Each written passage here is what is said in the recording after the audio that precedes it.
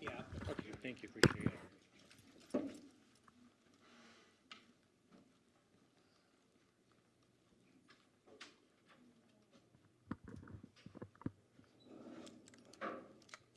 Actually, I'll put it up this side.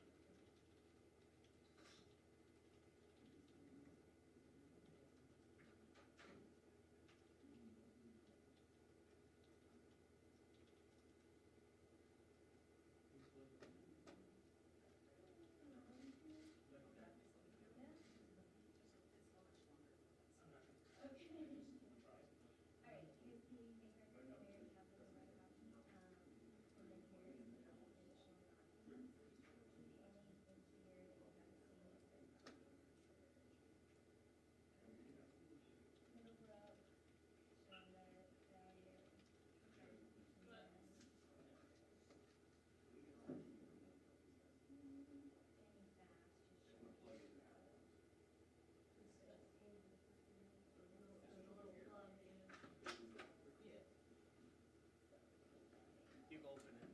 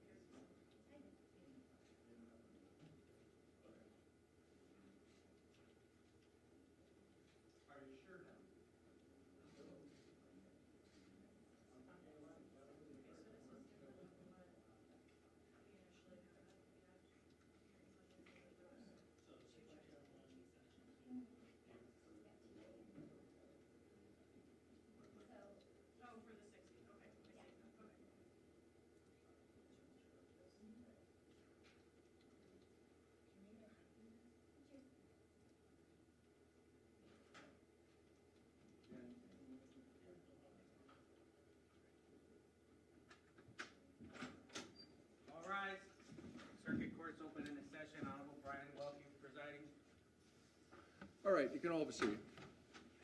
Good afternoon. Good afternoon. All right, we're here on 25 CF 1479 State of Florida versus, oh, she in the back? Cool, wait a moment. We're not on either.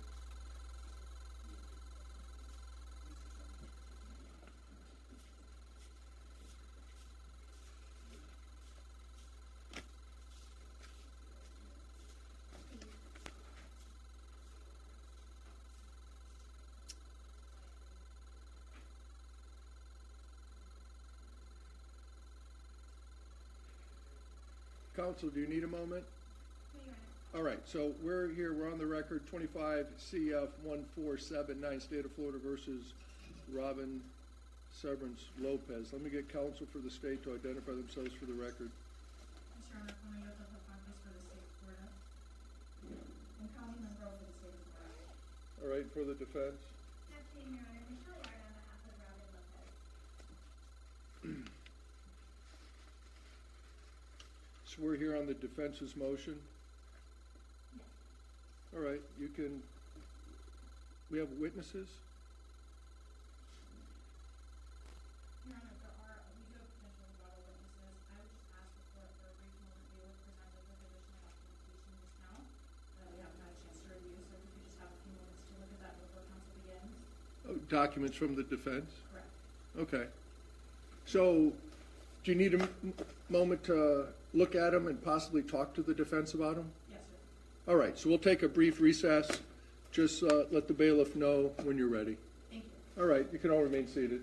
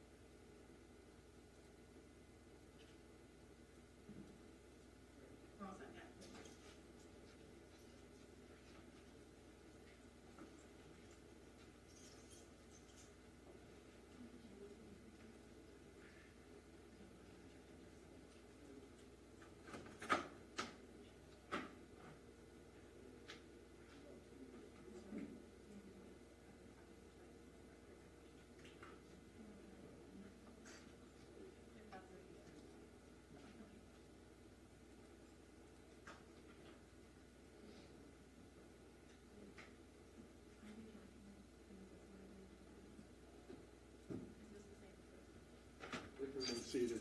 Remain seated, come to order. All right, we're ready to proceed. What are we going to do? Your Honor, if I may, I just wanted to bring to the court's attention that the state did file a motion to, on a limited basis, close the courtroom in anticipation of an undercover officer testifying. However, we don't know if we'll yet be putting him on the stand, and so I just wanted to bring it to Your Honor's attention. The state is happy to reserve hearing on that until a determination has been made as to whether or not we intend to call him. Yeah, I haven't seen it yet. When did you file that? Yesterday. Yeah. Is it in there? It's in the file. You want me to print it? Please.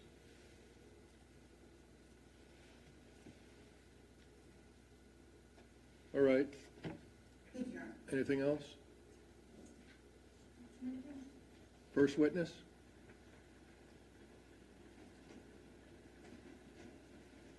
I'd like to start by moving some. Let me get you, if you could pull that microphone down. Sorry, Let me see if I can, let me turn this up too. All right, go ahead. Is that better? Oh, yeah. All right, great. I'd like to start by moving some records into evidence. Right now I'm looking at bank records which are marked for identification as defense A. I would like to move these in as defense 1. I believe there's no objection. No, any objection? No, Your Honor. All right, that'll be defense evidence one. Did you mark it? I didn't. I believe.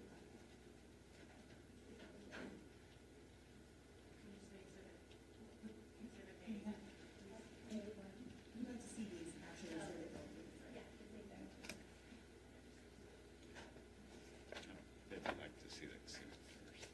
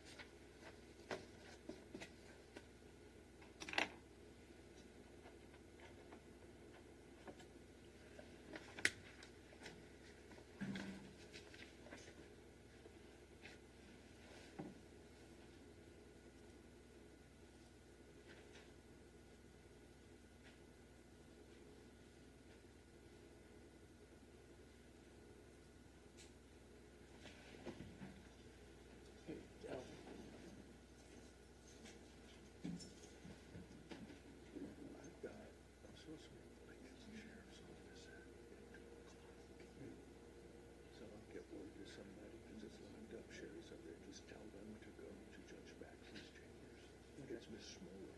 Miss Moore? Okay, I'll see if I can hold that in here. Yeah.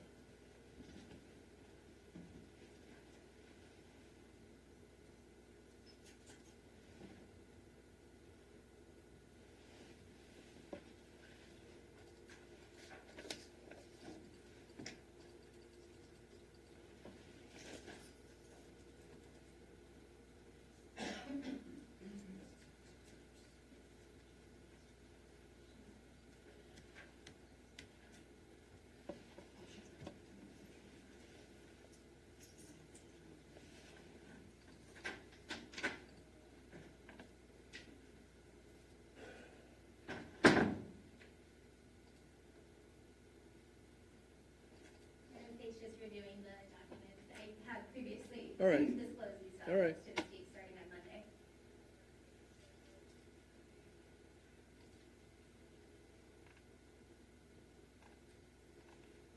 So when was this posted in there? 'Cause I looked at it earlier. That's when it popped up? Okay.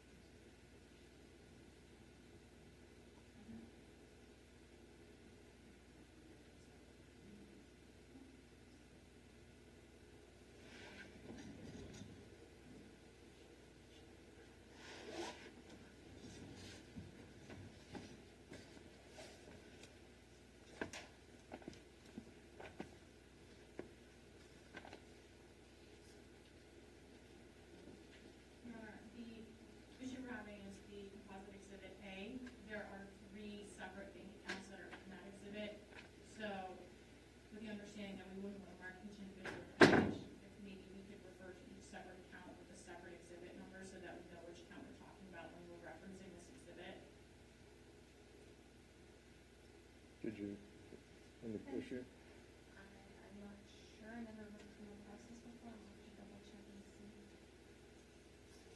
Well, is it gonna be defense one composite, and then Yes, Judge. we just put a letter to each separate one? We would ask that each account be labeled separately, yes, Your Honor. Like A, you said there's three? Yes.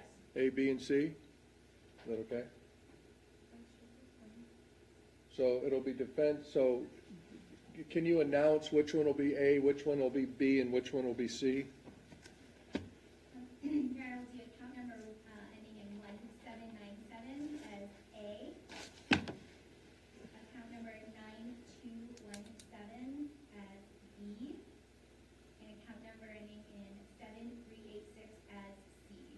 So those will be defense exhibits 1A, 1B, and 1C.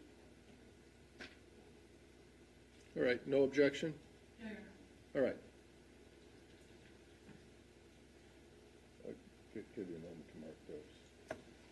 Here I have one other composite exhibit, which is currently marked for identification as defense B. I would ask you to evidence at this point, and possibly this is without objection. All right, and so you wrote down the account number? I did. Okay. So here's this one.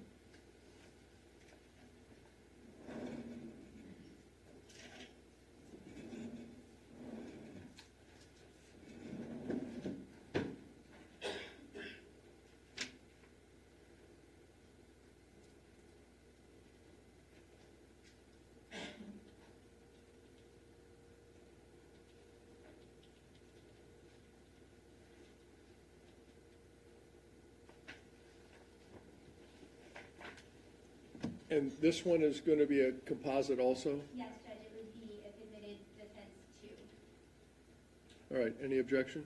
No, Your Honor. So that's just going to be entered as defense composite two.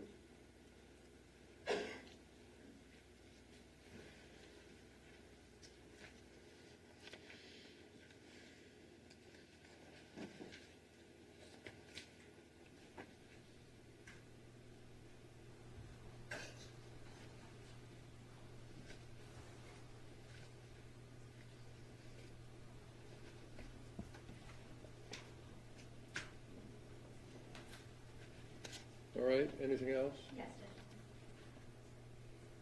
I have that I would like to provide the court prepared an index to the composite exhibit as well as a summary of the bank record exhibit. The state is objecting to the summary being admitted into evidence, but I'd like to provide it for sake of this hearing. Let me see it.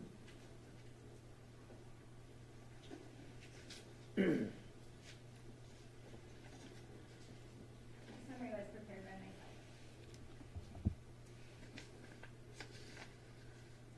And what's the objection? Objection, Your Honor. If counsel is prepared to submit a summary exhibit to the court today for the court to review, the state was not presented with a notice or with adequate opportunity to review the figures that are on here. This is a summary of a bank account for over 2 years of records. In addition, there are conclusory statements in the summary. It does not simply summarize the accounts that were provided in evidence. And in addition, those records and statements are already in evidence. What, defense is going to go through these records, correct? Yes, Judge.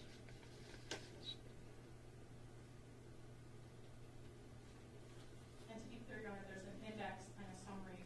The index is fine as it summarizes the contents of Defense Exhibit 2. The index is okay? Yes, Okay, it's the summary correct. with the totals. Totals and the conclusory statements about the nature of the deposits. Right. So the index will be defense evidence 3. And I'll sustain the state's objection on the summary. We can go over the figures.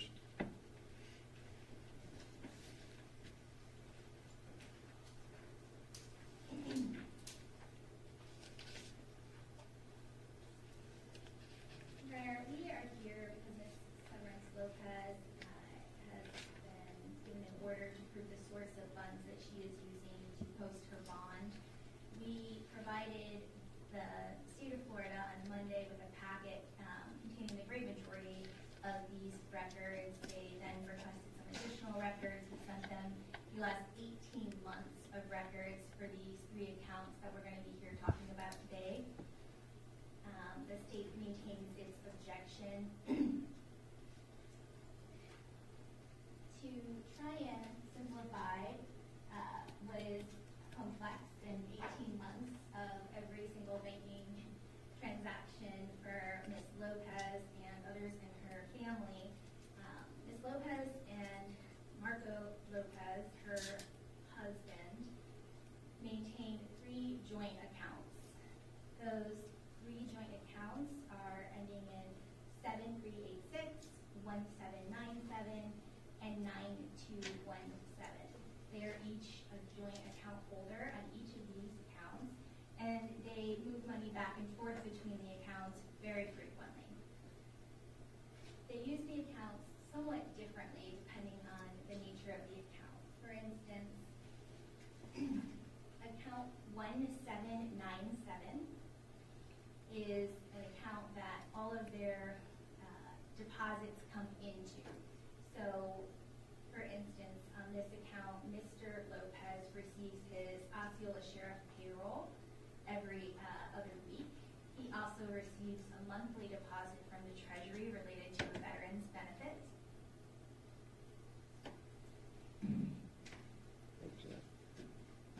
The other 2 accounts do not receive any incoming income.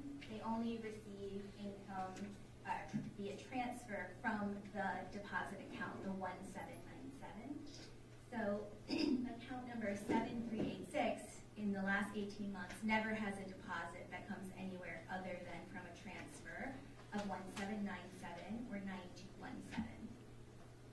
Similarly, account number 9217 for the last 18 months never receives an outside deposit other than transfers from the 1797 and the 7386. The only exception for those 2 accounts is an IRS tax refund that is noted for $2,082.80 coming into the 7386. Other than that, these 2 accounts for the last 18 months have no external deposits. When we look at the deposits that have been made in the last 18 months into account 1797, which is the only account with external deposits, we see that there are no deposits outside of the Osceola County Sheriff's payroll and the Treasury for the VA benefit. There is no other deposit into this account for 18 months. I have totaled those amounts for the payroll and Treasury payment for each of the 18 months. I can go through them individually if the court would like, but I can represent, and the state has had these records for days, that the total deposit into the account from the Osceola Sheriff's payroll is $221,523.75. Similarly, the Treasury deposits over the last 18 months total $35,728.50. When you take the 2 and combine them, the Sheriff's payroll and the Treasury monthly deposit, in the last 18 months, in, I believe, uncontested legitimate funds, this account has gained $257,000 and $257,252.25.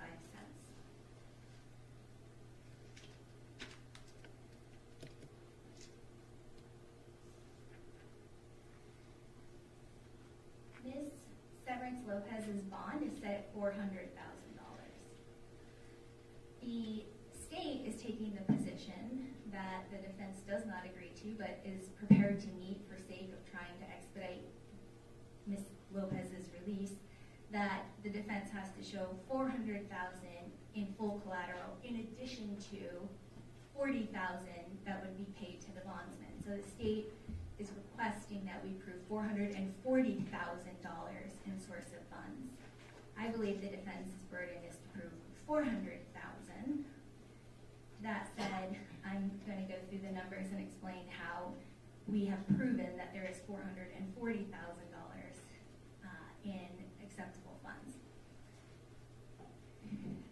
In looking at the $400,000 for collateral that the state is wanting us to show, Ms. Severance-Lopez, as using her house, and I'll go through where we get these numbers. Her house is being valued at $353,400. In addition, a family member has tendered a cashier's check for $26,600 to be used as collateral. And the final $20,000 being used as collateral is coming from a check that Ms. Lopez wrote from account 7386, which is one of the 3 accounts that we just talked about. For the 10% that would be the premium that she has to pay, Ms. Lopez has provided a check for $40,000 from account 7386, which again is one of the 3 accounts that we just talked about, having received the over $250,000 in valid deposits over the last 18 months. So, in support of how she is posting that collateral and making that surety, I have Defense Exhibit 2. So let me ask you, the first check amount that came from 7386, what is that amount? That's the balance, the difference between the 353, the 26, and the 400,000? Yes, Judge. So the 353.4, the 26.6, and the 20,000 bring her to 400,000.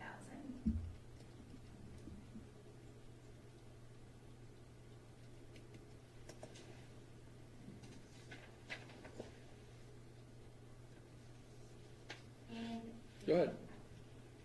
In support, we have Defense 2. The first item in Defense 2 is a sworn affidavit in support of a legitimate bond source. This affidavit has been executed and sworn to by Ms. Lopez, that indicating that both the $60,000 and her house are all sourced from clean funds. The next document is a sworn affidavit in support of legitimate bond source, indicating that the house that is being used is a clean source of funds. That affidavit is by the co-title holder of the home, which is Marcos Lopez.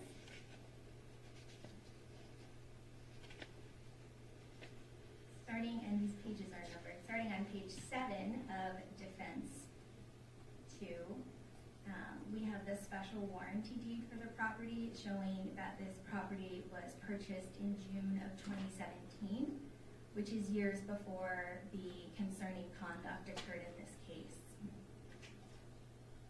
according to the affidavit. Additionally, on the next page, which is 10, have the Osceola County property appraiser record for this property. This was printed yesterday, as is noted on the document. Actually, this was in the early morning hours today, so it was printed today. And it shows that for tax year 2025, the taxable value of the home is $353,400. Defense would contend that the home is worth much more than the taxable value that's being assessed. But again, for purpose of showing that Ms. Lopez has met her burden, we are using the 353.4 as the number here today. On page 12 of Defense 2, we have the collateral receipt issued to Robin Lopez when she made the $20,000 payment from the account that we previously mentioned that is being used as collateral. On page 13 is a copy of a check for $25,000 that Ms. Lopez wrote to St. Cloud Bail Bonds. And on page 14, we can see that the bail bondsman endorsed and cashed that check. On page 15, we have the collateral receipt issued to Gloria Lopez. Ms. Gloria Lopez is the individual who is providing the cashier's check for $26,600. She is a family member. On the next page, 16, is a copy of that check. That check is issued from Fairwinds Bank. On page 17 through 22, we have the last 3 months of bank record for this account for Ms. Gloria Lopez, indicating that she maintained a CD at Fairwinds worth $51,000, and she sourced the $26,600 that she's providing to use towards collateral from that Fairwinds account. On page 23 is a bank statement from a life insurance annuity for Ms. Gloria Lopez, and this is how the Fairwinds account was originally sourced. On page 24 is the power of attorney executed by the bondsman for Ms. Lopez, showing that they are writing her collateral and her bond for $400,000 in addition to a premium of $40,000. On page 25 is the receipt from the bondsman to Ms. Lopez for the $40,000 cash that is being used to bond her out. On page 26 is a copy of the check written by Ms. Lopez to St. Cloud Bail Bonds for $35,000. And again, that shows as deposited on page 27 by Native Bail Bonds.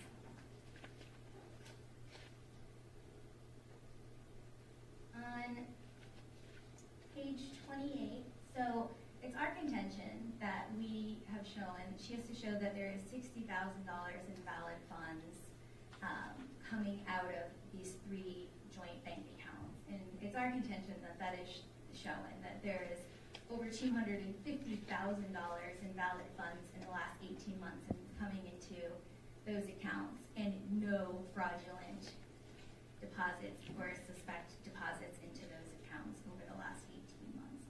That said, we have also provided, starting on page 28, a commission disbursement authorization form for a property on Fanny Bass Road. This is a property that Marco and Robin Lopez sold. It shows that on page 31 that they were paid $57,071.74 for that property. This property sold in 2023, and on page 35 we have the bank account record for 7386, which demonstrates that on March 16th, the same day as the disclosure statement, that they received an incoming payment from Stewart Title of $57,071.74 corresponding to the sale of that property. And finally,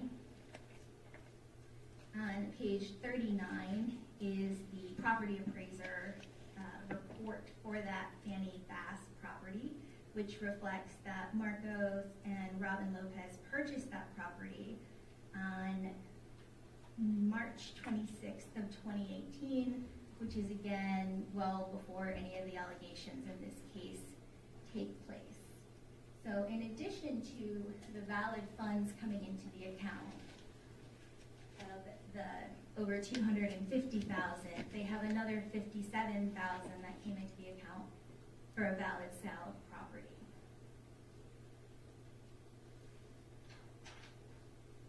It is our contention that these records demonstrate that there is a valid source of funds being used in the accounts that Ms. Lopez is using to post her bond, and that she has met her burden for the source requirement to be removed by this court, so she can indeed post that bond and be released.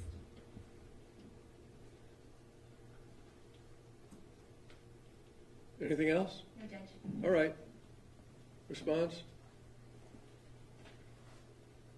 Your Honor, the state intends to call a rebuttal witness relative to the financial analysis of the accounts. I understand counsel has summarized checking accounts and saving accounts for the court in her argument. We do have that officer, task force officer here, who can explain his review of the records. Before we address our motion as to how he should testify, I do just want to address a few things before we call him as a witness. It's my understanding that the defense is now rested and does not intend to call any witnesses. To clarify a few things. The defense doesn't plan to call, okay.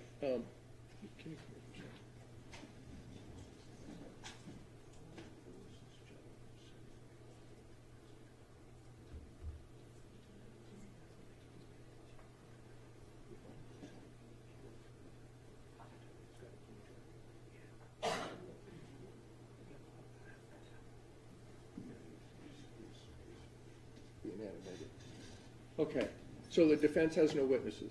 Your Honor, I have a representative from the bonding agency here, and I also have Ms. Severance-Lopez, who can speak to the records. If the court has any concerns, I will certainly call them as witnesses.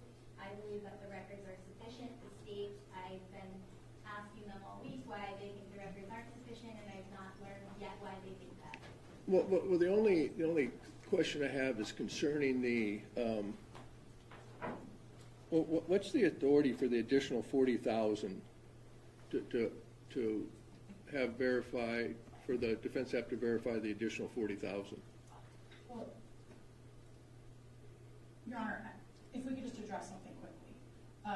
Counsel's, the authority for the additional 40,000 is that it's the entire amount that she would need to post in order to be released. So that includes whatever the bondsman's requiring.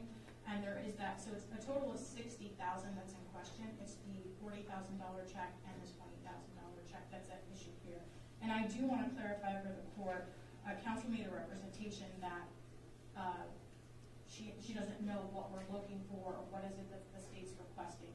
We have laid out in correspondence with counsel very clearly what it is that we're looking for. And so we understand that counsel went through the house that's being posted for $353,400. Is there a mortgage on that house? I understand that there might be, Your Honor, but at this point, the state that is sufficient. It's been shown that that's property that was purchased prior to the allegations of this racketeering. So we haven't had any issues with that. For the $26,600 check from Fairwind, we have accepted that that's coming from a family member. We haven't had additional questions. Once we saw the statement that was provided in an email, there were no additional questions, with the understanding that it's an elderly family member, okay? The issue has been, since at least Monday, the $60,000 checks that are coming from these Chase accounts. Counsel represented to this court that that's coming from 7386, which is Defense Exhibit 2, I believe, or 1B. Sorry, that would be 1C. So counsel's representing that those checks are coming from 7386, Defense Exhibit 1C. The issue is that the affidavit of Ms. Lopez herself, that is sworn to under penalties of perjury, are saying that that's coming from 7386 and 9217. Again, with correspondence to counsel, it has always been very clear that our issue is the $60,000 does not have any source.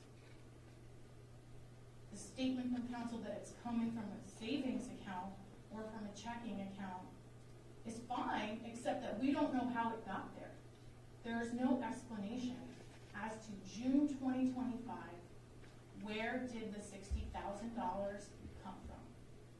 So we do have a witness who can testify to how that money got into the form of a check for Mrs. Lopez to present to a bondsman to pay for her bond, but we do not have a source. Counsel repeatedly stated that she provided the state with 18 months worth of statements.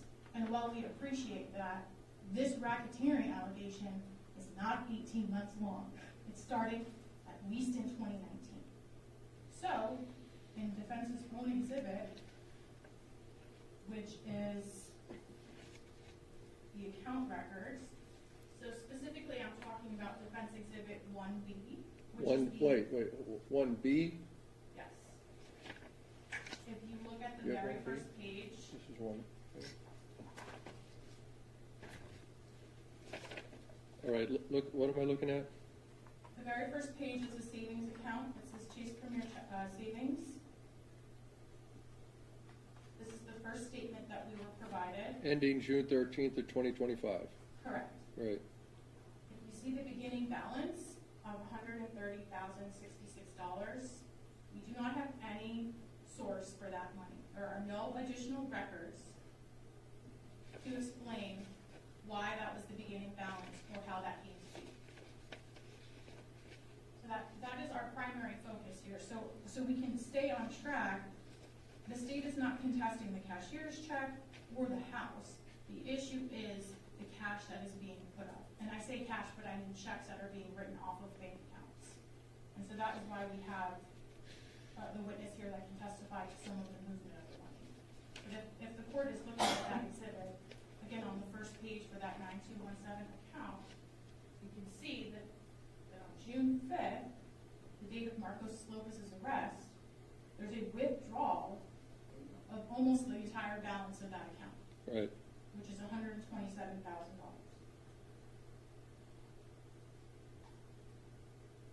And where'd that go?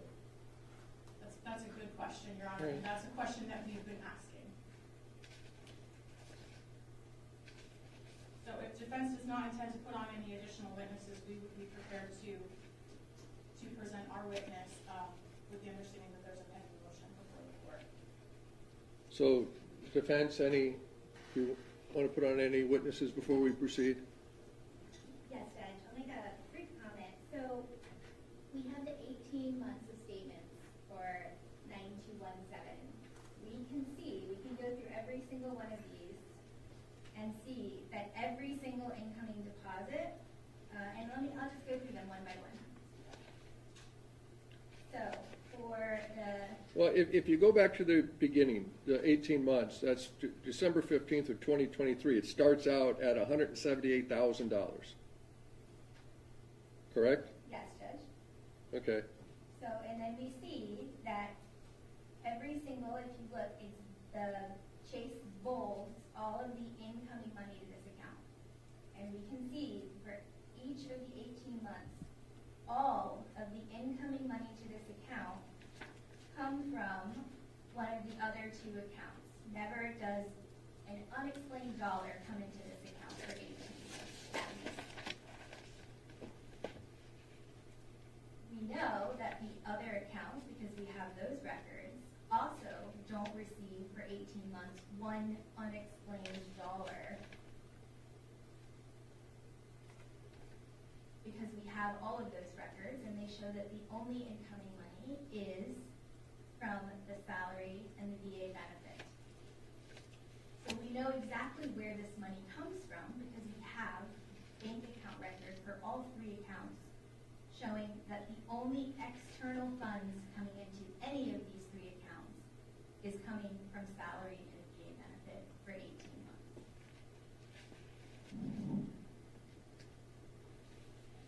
I am happy to have Ms. Lopez explain the withdrawal, if we can please swear her in. Yeah, but however you want to proceed. You want me to swear? Ma'am, can I get you to raise your right hand? You swear firm to tell the truth, whole truth, nothing but the truth, so help you God? Okay, you can put your hand down.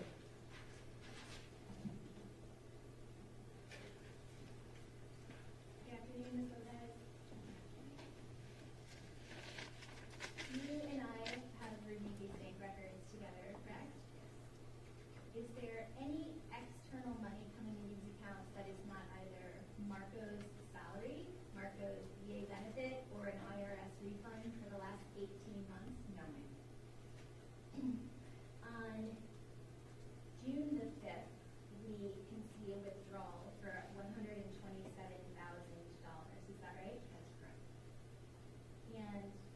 us how that withdrawal came to be? Yes, I withdrew that money. And did you withdraw it in cash or a check or what? It was with a check, And why did you withdraw that money on June 5th? so that I was able to make mortgage payments and pay attorneys and bonds for his benefit. For Marco's benefit? Yes.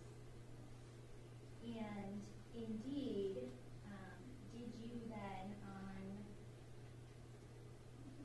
say the exact day,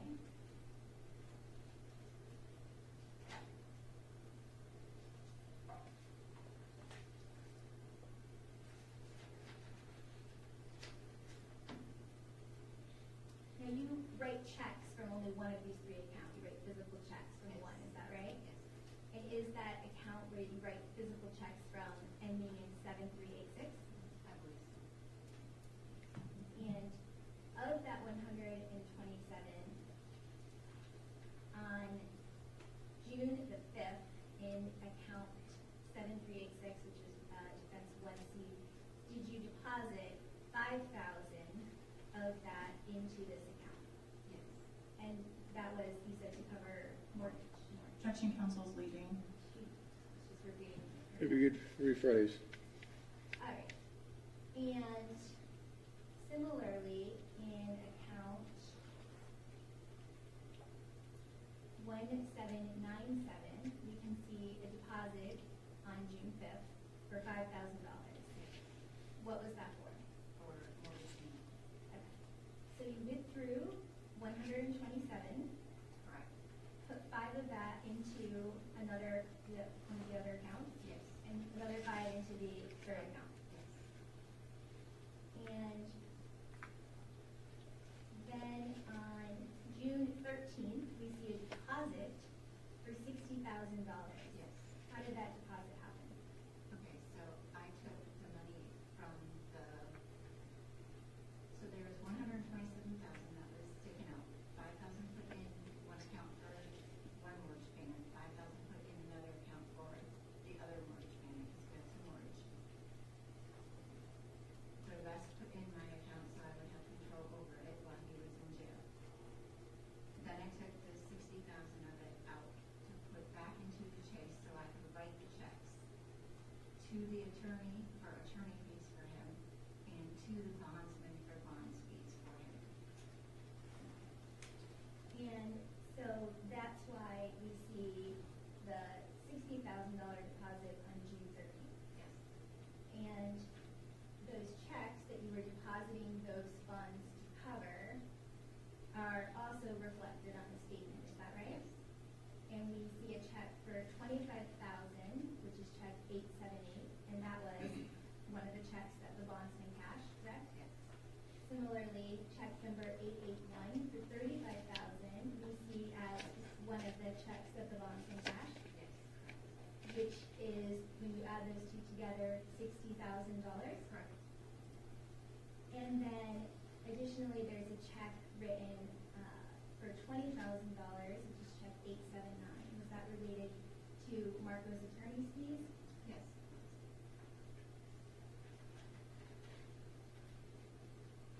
Or tender to witness? Let me ask you, you said there was a $35,000 check to the bail bondsman. What was the amount of the other check?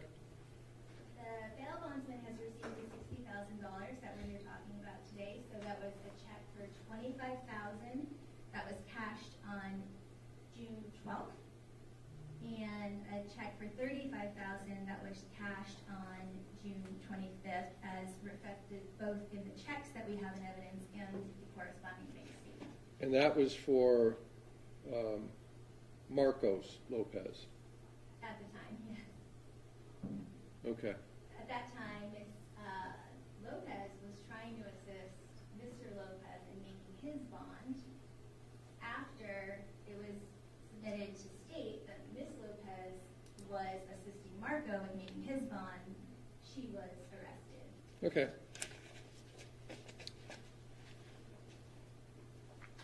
Do you have any, does the state have any questions? Yes, Your Honor. Mrs. Lopez, do you have regular access to all 3 of these bank accounts? Yes. And so you're familiar with the way that the bills are paid from these accounts? Yes. And so it's your testimony today that the mortgages are paid from two separate accounts? Yes. And is that something that you did regularly? If I had to, I could. I appreciate that answer, but the question is did you regularly pay the mortgages from these accounts? No. Mrs. Lopez, you stated earlier that you had reviewed some of these statements with your attorney, is that correct? Yes. And you reviewed them carefully? As much as I could from jail. And you reviewed every single statement that was provided to the Office of Statewide Prosecution? No. So you're not familiar with the transactions that occurred in these accounts? I'm familiar with the ones I just testified to. And are those the only transactions that you're familiar with? What do you mean? Are you only familiar with the transactions that you just testified to? I don't know what you're getting at. Did you review the transactions? Okay, we'll start with the first month from the savings account in 9217. Did you review this?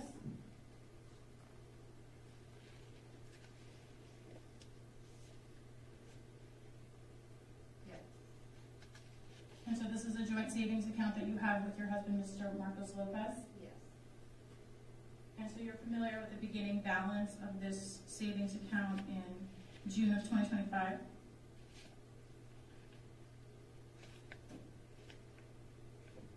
Sure. Can we talk about, I appreciate let the me answer. interrupt you. Are we talking statement starting May 15th of 2025? Yes, Your Honor. All right. The very first page of Yep, defense exhibit. yep. All right, go ahead.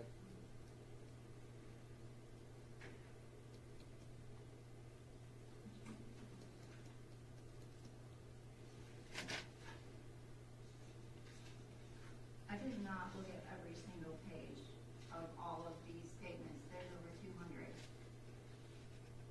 Okay, so is it fair to say that you are not familiar with all of the transactions in these accounts? Correct. And is it fair to say that they are joint accounts that Mr. Lopez also has access to? Yes. Do you have that first page in front of you? Yes. So if we're talking about the beginning balance of $130,066, Yes. I see that. are you familiar with the transactions that led to this beginning balance? All of them? Are you familiar with the transactions that led to this beginning balance? All of them? Yes. I'm not familiar with all of the 200 pages, no. So it's fair to say that today you cannot testify as to how that money came to be into that account? Not at this time. So I want to talk to you again on the same page, this withdrawal on June 5th of 2025. That's the date of your husband's arrest, correct? That is, yes. And you stated earlier on your direct examination that you removed that money so that you could have access to it. I'm familiar with that because I did that. Okay, and you stated, again, the question is, you stated that the reason why you removed almost the entire balance of the account is that so that you could have access to it, is that correct? That is correct. But your name's on this account, correct? That is correct. And this is your joint account. Yes, it is. But again, your testimony was that you were concerned about, Objection, argumentative. Overruled. but again, the question is you were concerned, your testimony is that you were concerned that you wouldn't have access to that money. That is correct. So let's talk about where that money went. You said you withdrew it as a cashier's check. Is that correct? That is correct. And where did you ultimately cash that check? Into an account that I have, And which bank is that? PNC. And so that the bulk of those funds went into your own personal account? Yes. Are you the only user of that account? Yes.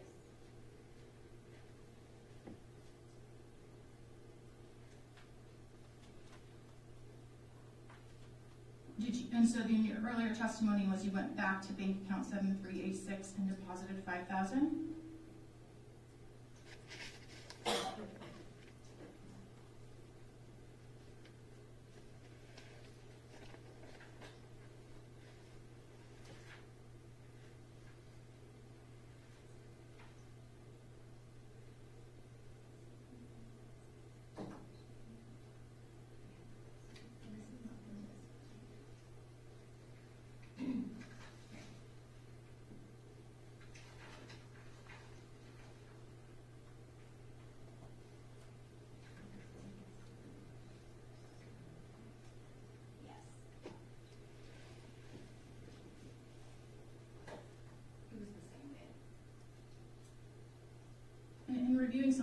transactions, Mrs. Lopez, there are a number of electronic transfers into the savings account from both of your joint checking accounts. Would you agree with that?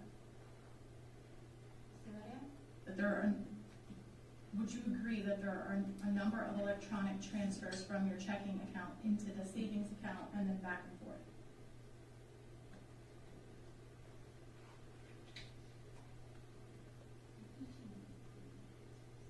Yes. But yet you withdrew the bulk of the cash from 9217 rather than complete an electronic Objection transfer. asked and answered. Sustained.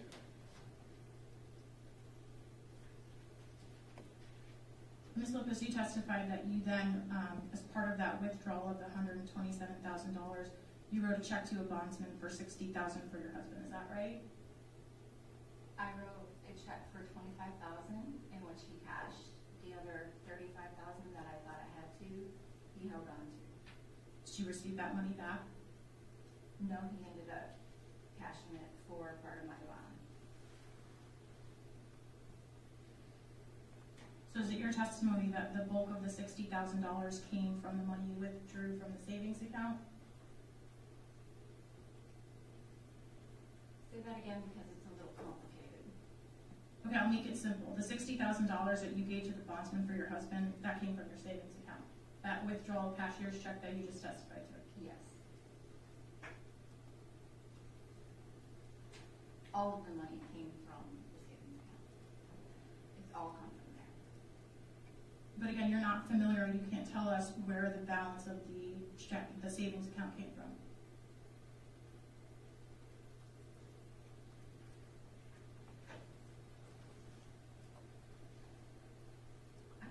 Say that again? You can't tell us where the original $130,000 or so came from in your checking account. All of the money came from his paycheck and his VA benefits, which is what she already explained. I don't understand what the question is. Okay, Mrs. Lopez, are you currently in the process of going through a divorce? Objection relevant. Overruled. Mrs. Lopez, I'll ask the question again. Are you currently in the process of going through a divorce? Yes. And in April of 2025, did you file a financial affidavit with the family court in Brevard County? Yes. Objection, this hasn't been provided to the defense. It's the defendant's document? Yes, Your Honor. Let me take a look at it.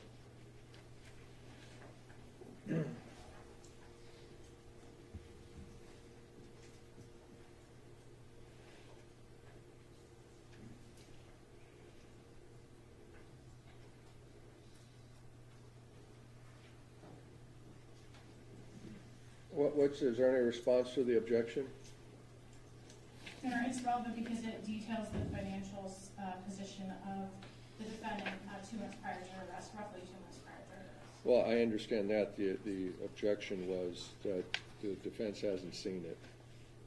Your Honor, it is the defendant's document that she's signed. Is there something that's contradicting her testimony, or what's the purpose of it?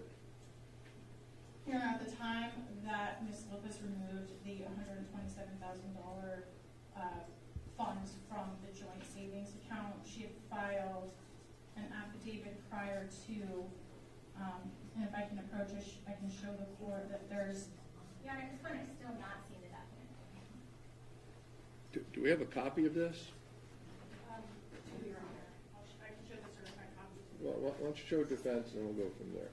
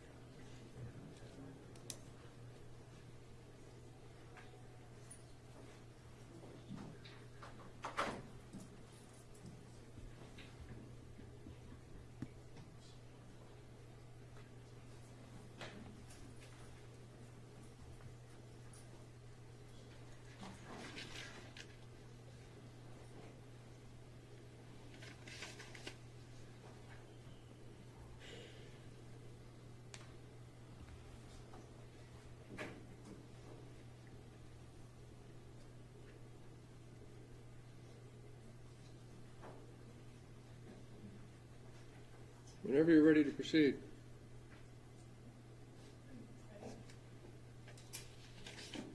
Mrs. Lopez, I believe we left off at, did you file a financial affidavit in the family law case that's currently pending? This was not supposed to be filed. I appreciate that answer, but the question is, did you fill out and sign and file a financial affidavit in your family law case? We were in the process of amending this. Okay, I appreciate that answer, but the question is, did you file a financial affidavit in your family law case in April of 2025? We were, I didn't know it was filed. They were holding on to it because I thought it was supposed to be amended. Mrs. Lopez, have you had an opportunity to review this exhibit or this affidavit that was provided to you? Yes. And if we flip to the final page, on the back, when was this signed electronically?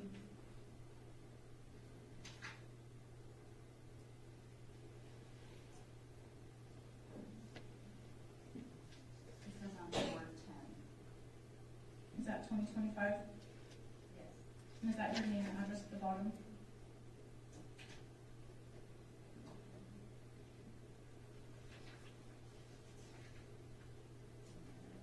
Yes. Okay, so in this financial affidavit, it's an outline of your present monthly gross income and your monthly deductions, as well as your average monthly expenses. Is that correct? On page 2, yes. Is it fair to say that your lifestyle and your daily living was primarily supported by your husband's income and pension that we previously talked about?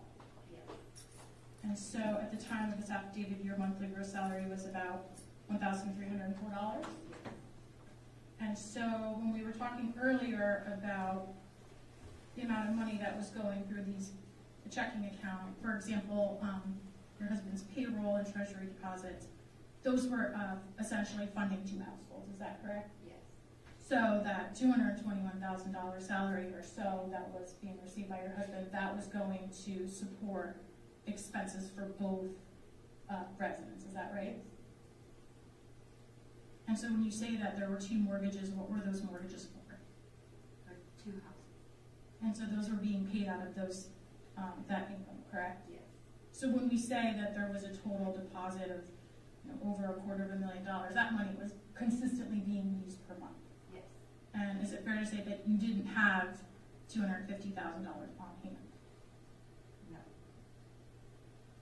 So that's not a total amount that you would have had to fund a savings account, correct? I'm sorry, what? That wasn't an amount that you would have had to fund the savings account, correct?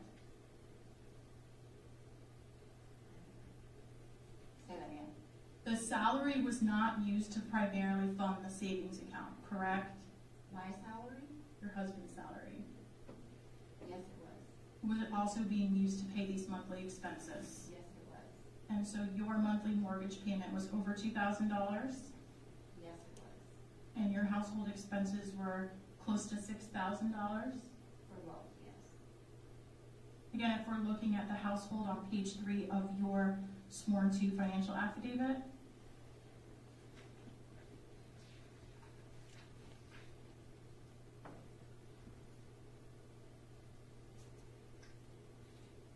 close to $6,000 for one household, correct?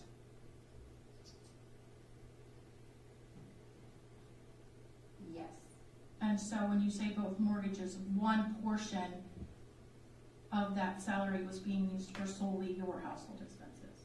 Yes. And then there's another entire household that's being supported. Yes. Are you familiar with that household? No. Are you familiar with the mortgage on that property? Familiar with the mortgage, but this does not include it. And how much was the mortgage on the other property that that salary was supporting? Like I said, this doesn't include it. Again, I appreciate that, but how, are you familiar with or do you know how much mortgage was on the other I property? know approximate Okay, so when you had to deposit that additional money to pay it from the withdrawal of the savings account, you don't know how much you paid? I didn't actually have to pay it because I got arrested. So you have no idea how much that mortgage is? I know an approximate amount. Okay, and what's that? It's approximately around 3,000 something. So again, the salary that's coming in and the pension, it's going to support two separate households that you are familiar with. Yes. And again, if we look at the financial affidavit,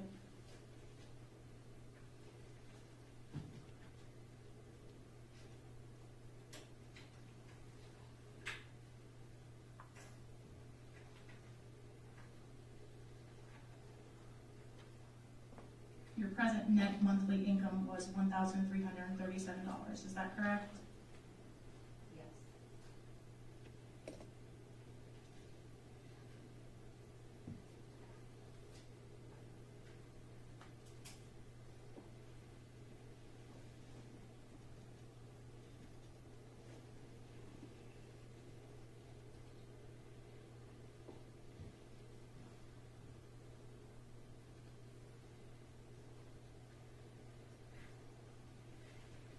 And finally, Mrs. Lopez, is it fair to say that for the 18 months of these statements that were provided to statewide prosecution, that your husband was solely supporting your household? Yes. Nothing further, Your Honor. Okay, just clear something up for me. There was testimony that $35,000 was given to the bail for the husband and $25,000. Was all that used by the bailsman? Was that money used for the husband's bail? No, Your Honor, none of that money was used for his bail. And that money is where? Still with the bondsman. Being used for Ms. Lopez's collateral and premium. All right. Any redirect? No, Your Honor. Any other witness? For the defense? Any witness? Not for the defense, Your Honor. All right. The state? Yes, Your Honor, we would like to address the state's motion as to our rebuttal witness's form of testimony or physical presence in the courtroom. All right. Well, first, is there any objection from the defense? Your Honor, it's my understanding that the reason that they're asking for the courtroom to be closed is because the agent works undercover. I think that the court, in considering this type of a motion, which was filed last night, is supposed to consider whether there are reasonable alternatives. I think that those reasonable alternatives could just be that the media will not record the witness, but that the court does not need to be closed. Well, it says, the motion says there's ongoing investigation, so I don't know the state's response to that. So some of the alternative methods that we discussed, Your Honor, and the preferable method would be that the witness appear via Zoom and just keep his camera on, and that we swear him outside the presence. That would be the ideal method. I don't know if the Zoom link was set up here. Does the defense have any objection to that? I don't have any objection to that. Okay, let me step out. I'm gonna have my assistant set up, so if you could turn that on, and I'll get this all set up once I get the Zoom link set up. So just give me a few moments. You can all remain seated. I'll be right back.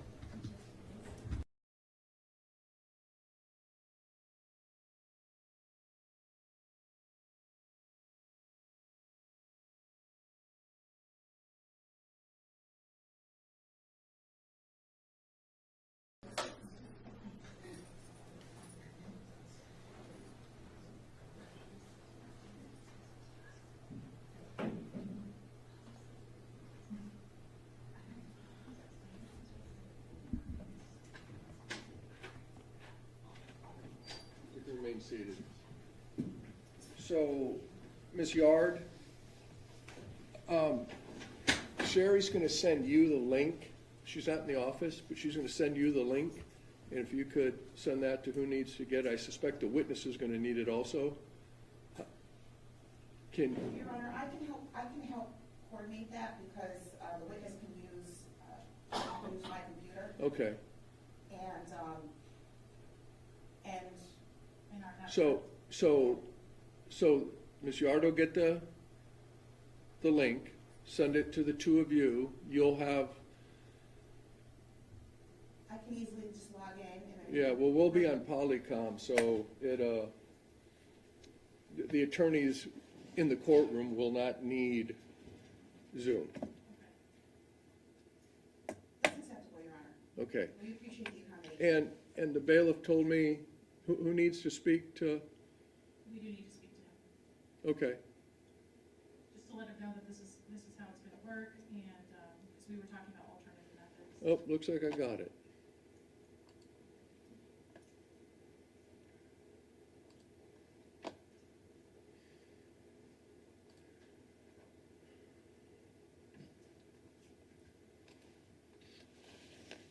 All right.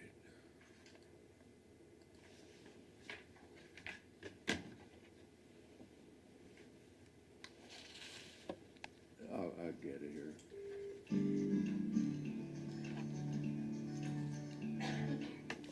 Welcome to Zoom.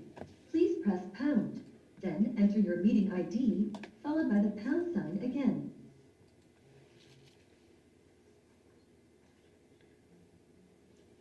I got it. I'm hooked up.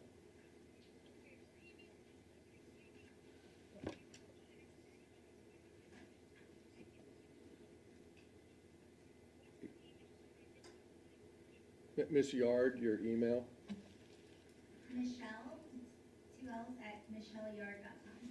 Michelle@michelleyard.com.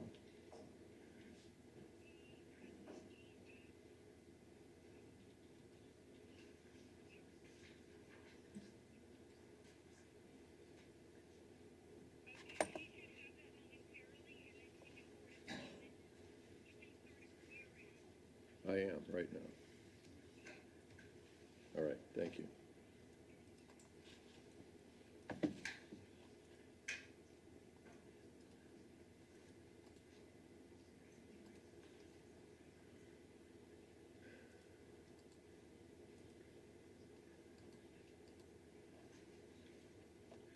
Here we go. You are in the meeting now. Recording in progress.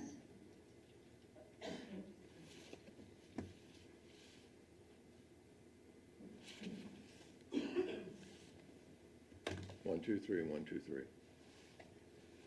All right, we should be.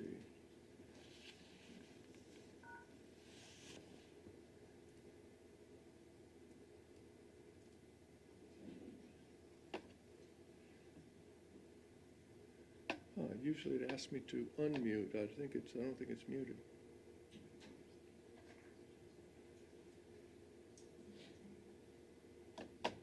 Did you get the link?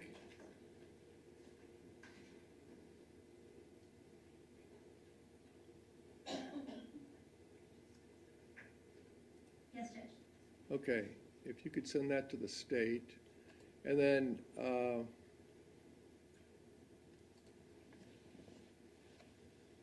state needs to talk to the witness? Yes, sir. Yes, Your Honor, just briefly. Okay. How are we gonna do this? We can deliver the laptop at the same time, Your Honor. I'm just waiting to confirm that we have the link ready to go. And that we're in the Zoom and we'll, Okay, so why don't you get the link set up?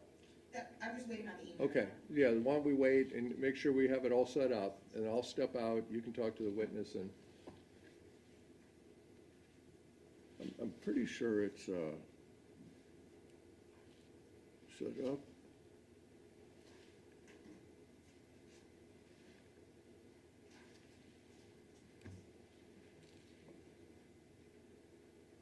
Did you get it, Ms. Yard? Yes, Judge. All right.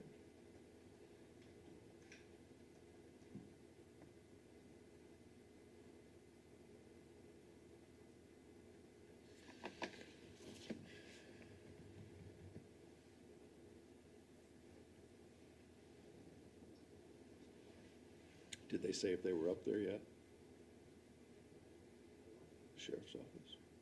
Oh, she didn't tell me that, but she said she would handle it. So, what time was it supposed to be? 2 o'clock? I think two. Right, close to 3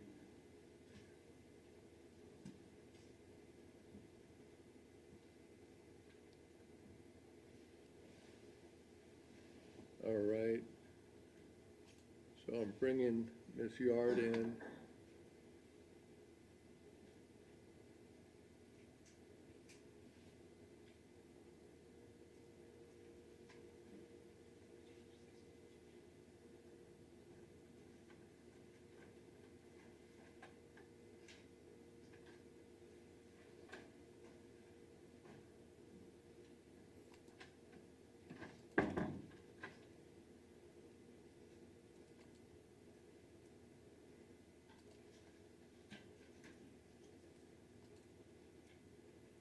When we, okay, I just want to make sure it was working. You don't have to, you can go off, but once we start, we'll have the video on.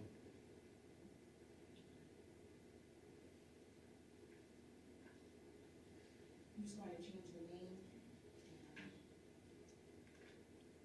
You don't, In the waiting room? yeah, you can leave that there. Oh, okay.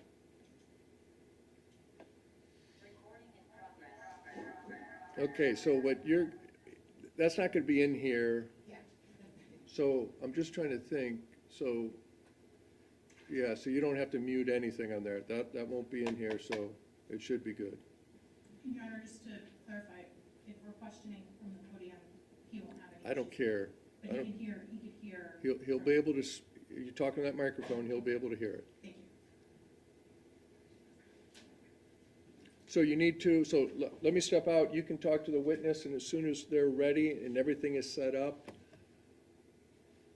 perhaps maybe when they go back there, I think Ms. Yard will have access, she just has to unmute, and you can see if you can communicate. All right, you can remain seated.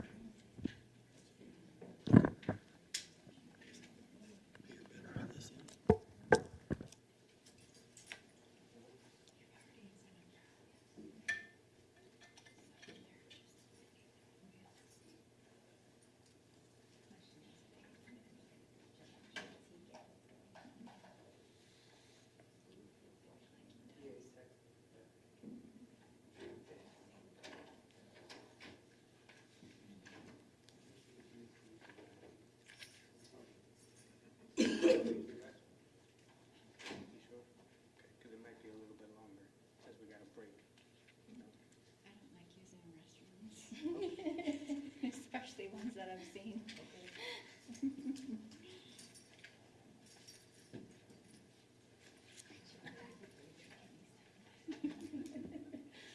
I can do water, but.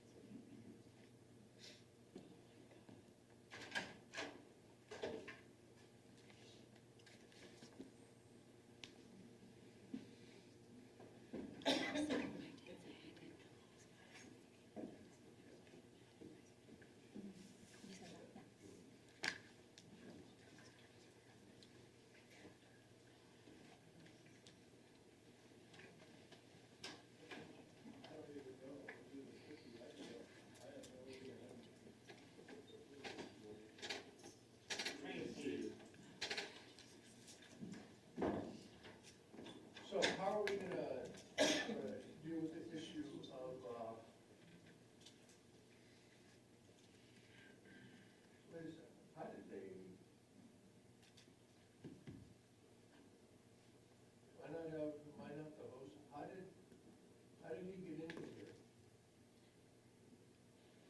Say that one more time, Your Honor.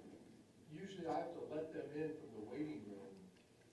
I believe Your Honor did that prior to us exiting the courtroom because we were admitted prior to us leaving. I admitted both of you? Okay. Oh, you changed your name, that's it. Oh, I'm sorry, Yes, yes. Yeah, you changed the name. I had an extra minute, so I All took right. advantage. Okay. So, how we're gonna proceed with swearing the witness in? We're having to defer the court's practice. It's my understanding that in other circumstances similar to this one, it's just been done in absence of the camera. However, I'm not sure if defense has an alternative solution or even an issue with that.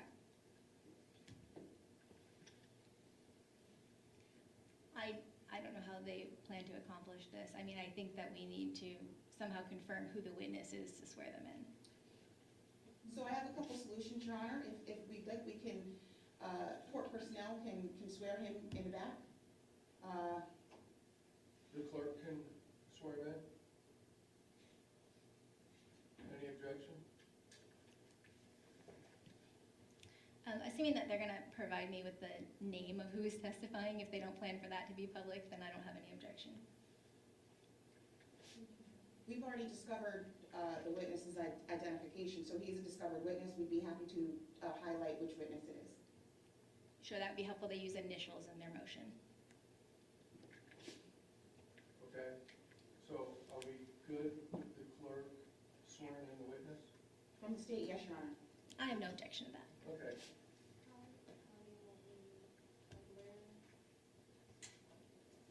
So we're gonna put it on, just gonna have to unmute. I'm not on mute, I don't have this. No, you're gonna have to go to the witness. Oh, sorry, I didn't. So I'm gonna ask the witness to unmute. So the witness can the witness hear me? Yes, Your Honor. All right, thank you. And there's I didn't hear any echo. Can, Ms. Yard, can you speak in your microphone, please? This is Michelle. Could you hear that? Yes, sir. All right, and could the state just speak in your microphone? Can you hear us? Yes. All right, we're good. Ready to go? Yep.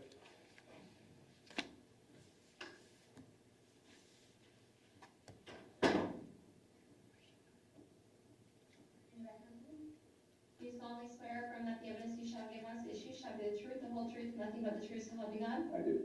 Who's the witness?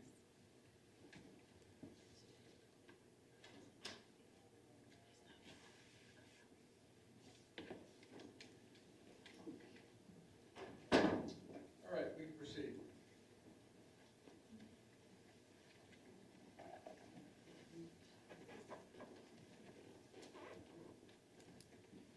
Good afternoon. Can you please state your name for the record? Frank Tagler. Agent Tagler, how are you currently employed? I'm currently employed with the Orange County Sheriff's Office as a task force officer with Homeland Security full-time. And as a task force officer, what is your primary role? My primary role is economic crimes and conspiracies.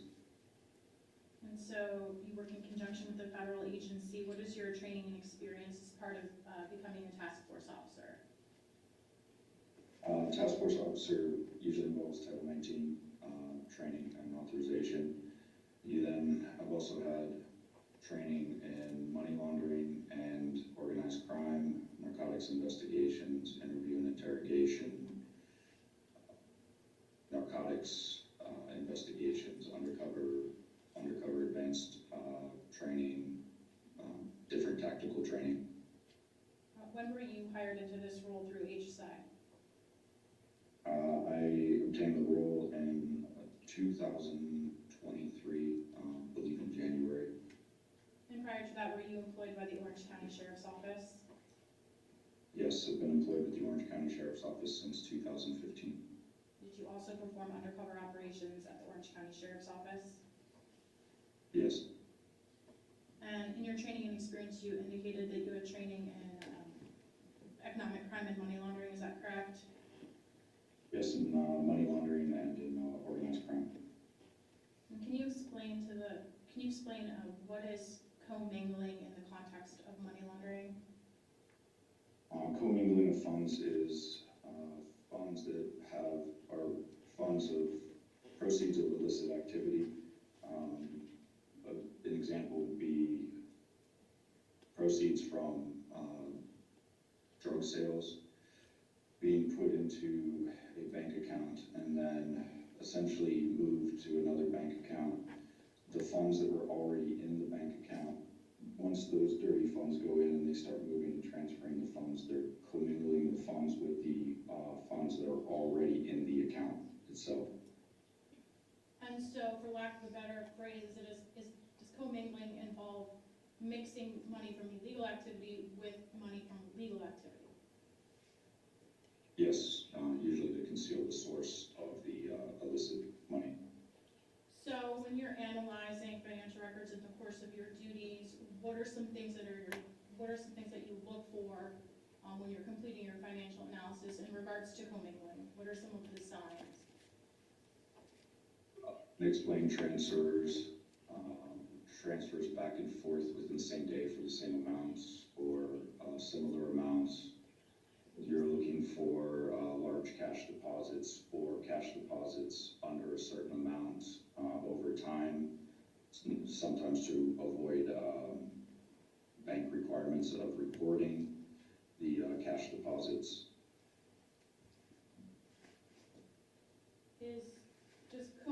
Is commingling sometimes through electronic transfers? Yes, you can get electronic transfers, wire transfers, peer-to-peer transfers, and transfers between accounts that are essentially owned by the same person. And so would you expect to see transfers occurring, like you said, between multiple accounts with the same ownership? Yes. Okay, so Agent Heather, have you been involved in the racketeering case involving an illegal gambling enterprise in Lake and Osceola counties? Yes, ma'am. And as part of your involvement in this investigation, did you swear to an affidavit of probable cause? Yes, ma'am. And so you're familiar with the beginning of this investigation and when the illegal activity began? Yes, ma'am. Did this illegal enterprise begin in on or about 2019? Yes, ma'am. And in the course of your investigation, did you ultimately complete an arrest of Mrs. Robin Severance-Lopez? Yes, ma'am.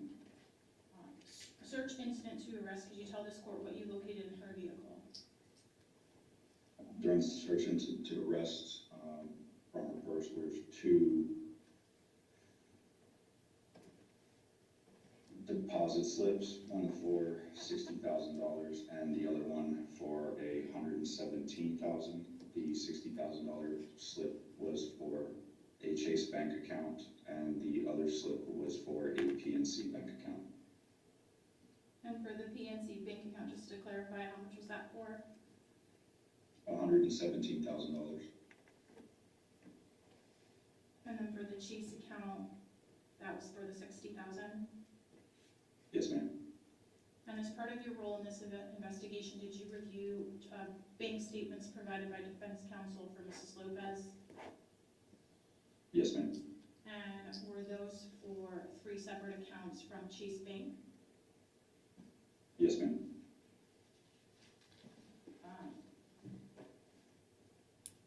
Did you look at a savings account, 9217? Yes. Did you note the beginning balance of that account from the first statement that was provided? Yes, ma'am. I believe it was 2023 or 2024. And is that well after the racketeering incidents began in this case? Yes, ma'am. Were you able to review or were you provided with any statements prior to that from defense counsel? From defense counsel, no, ma'am. Did you also look at a checking account ending in 7386? Yes, ma'am. And in your training and experience, did you know multiple electronic transfers both in and out of that checking account? Yes, ma'am. And did you know that that account was owned by both Mr. and Mrs. Lopez as signatories? Yes, ma'am. Okay, so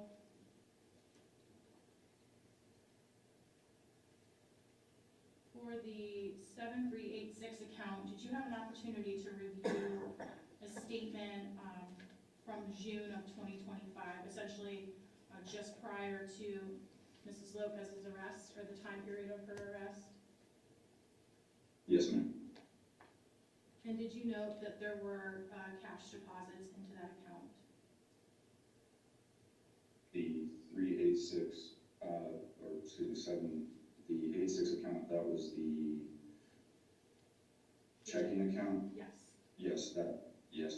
That had the 60,000 deposit into the account, and that's also the account that was on the deposit slip that was found during the search incident to arrest.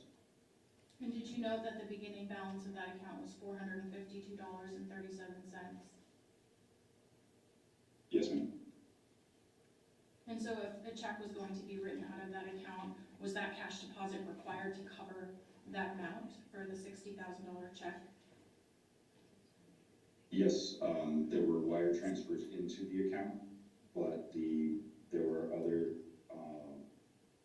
expenses that came out of the account and required the 60,000 that went into the account to meet the two check numbers that were produced by defense.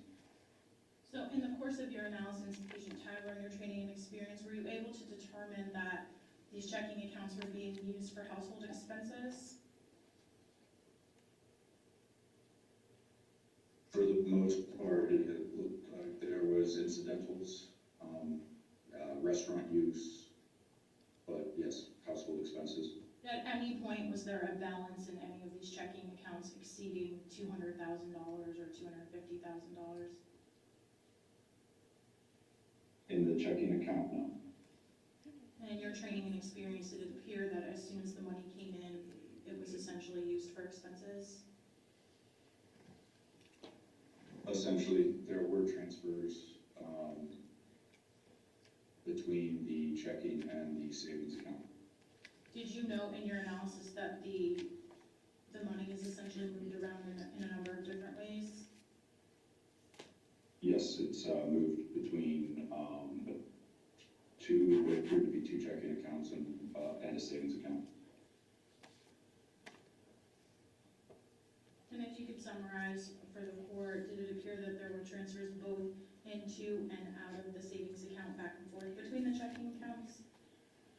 Yes, ma'am.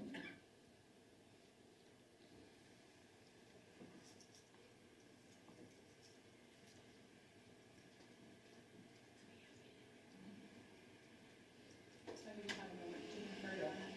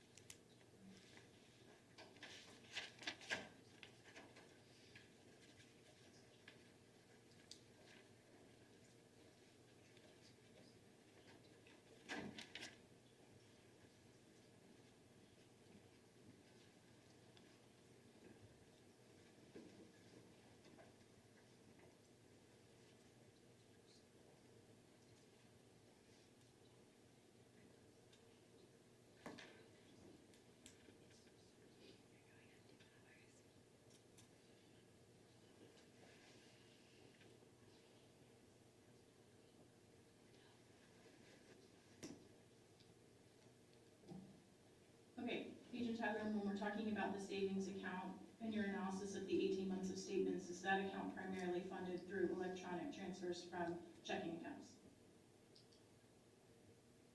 It appeared that the savings account was receiving transfers from the checking accounts. And in your analysis, did you determine that those transfers came from the balance in the savings account that is unexplained at this point?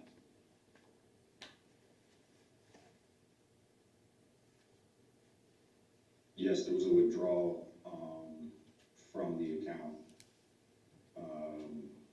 around the date that the 60,000, just prior to the date that the 60,000, or prior to the date that the 60,000 went into was deposited into the checking account.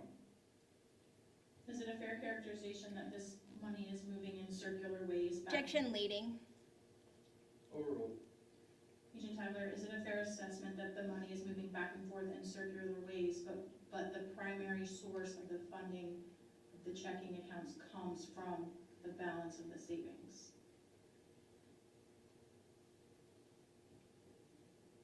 Yes. And when you're looking at the funding that's coming from the savings, is that being used to cover expenses such as mortgages?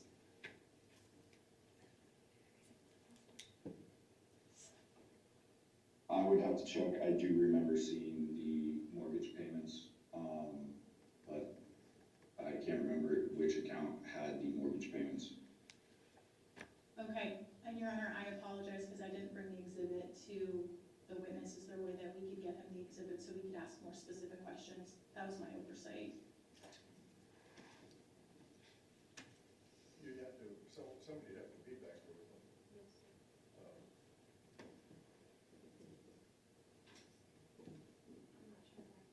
Yeah, I don't think so. Yep. Do you have copies? I do. You can have copies. You can have the evidence, and you can give them copies of the evidence. Okay, I do have the defense counsel's copies here, so I can refer to them as the exhibit numbers. They Do you just have the want defense counsel's copies of? the bank records. They have the copy I provided to them. Okay. So what do you want to give the witness? I wanted to provide the checking account statements and the savings account Are statements. those clearly marked as to what you're asking for, or you could just ask the account number and the witness will know where to look? I think he will, yes. I could. All right. They're separated out, so I don't think it'll be an issue.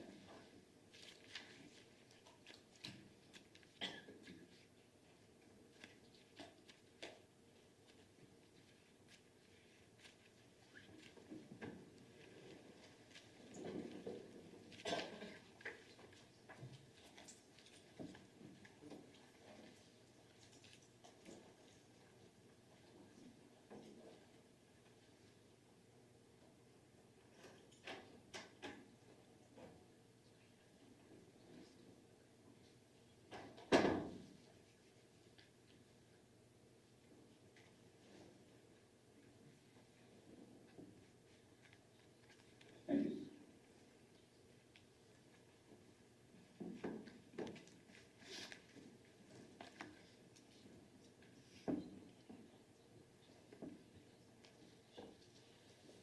I have the statements in front of me. Okay. Agent Tyler, if you're looking at, they're separated into three files, the 17997 checking account. Yes. It's hard because I can't see, but if we're looking at, were these the monthly statements that you analyzed as part of your review? Yes. And overall, when you're looking at these accounts and reviewing both the beginning balance and the ending balance of these accounts, is it fair to say that at the end of each monthly cycle, there's really not a lot of money left? Yes.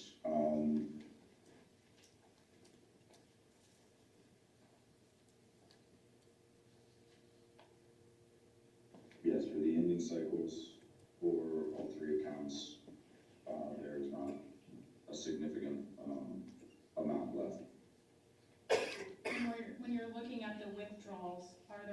multiple transfers to the savings account. And I'm, as an example, looking at just the very first statement, February of '24 through March of '24, are there a number of transfers to the same savings account in 1 month? Which account are you looking at? Are you looking at the 1797? Yes.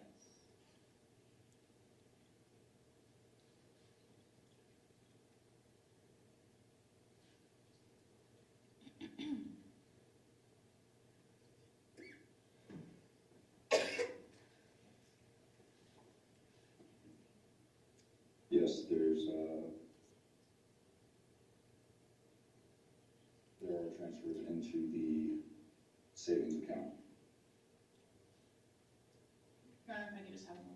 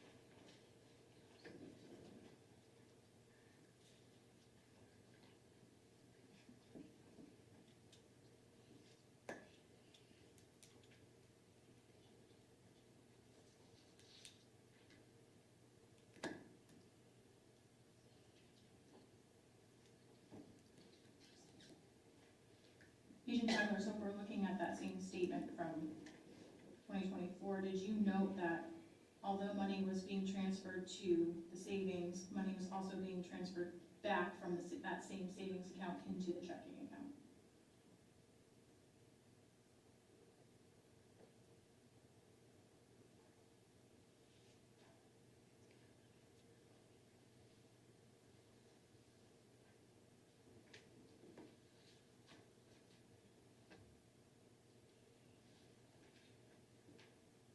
Yes.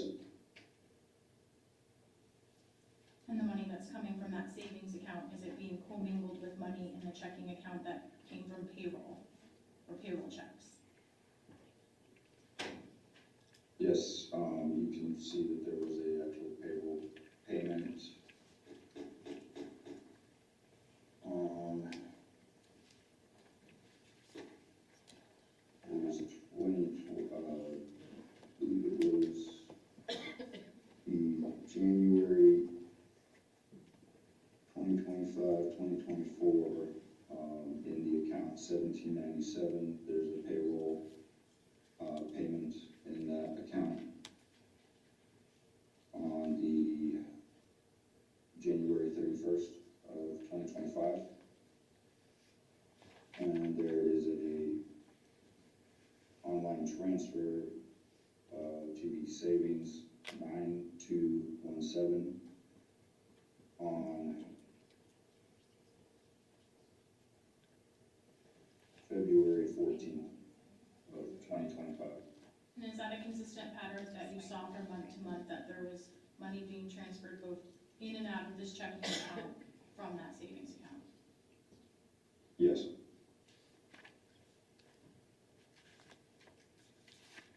And so for that 921 savings account that we just mentioned, in reviewing that, were there unexplained deposits coming from both checking accounts?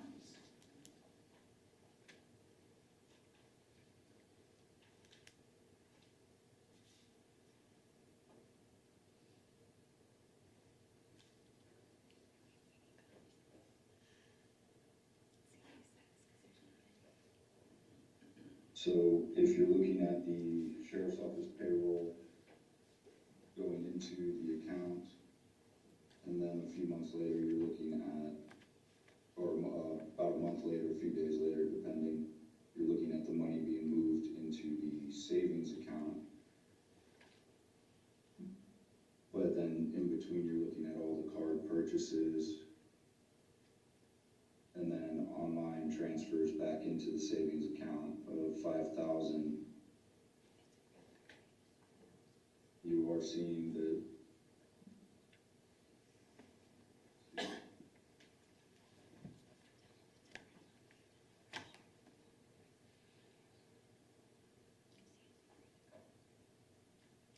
So Agent Tazzer, is it fair to say that there's a pattern of transactions and electronic transfers between these accounts that are unexplained? yes, Did you also note unexplained deposits in your analysis of all three of these accounts? yes, the $60,000 deposit was unexplained. We found that on the search incident to arrest, and then we see it on the account provided by the defense. And for that $117,000 that was on the bank slip for PNC, did you note that in any of these Chase transactions? No.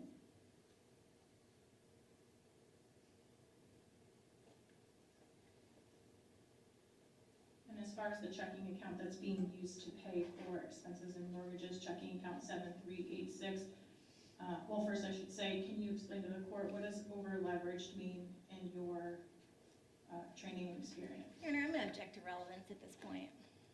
Oral.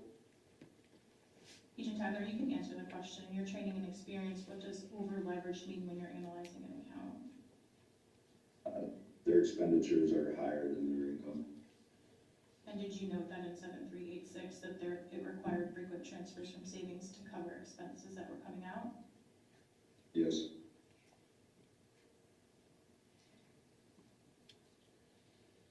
And so if there was a $60,000 check written, or a total of 2 checks for $60,000 written on account 7386, would that have been covered by money that was from payroll in that account?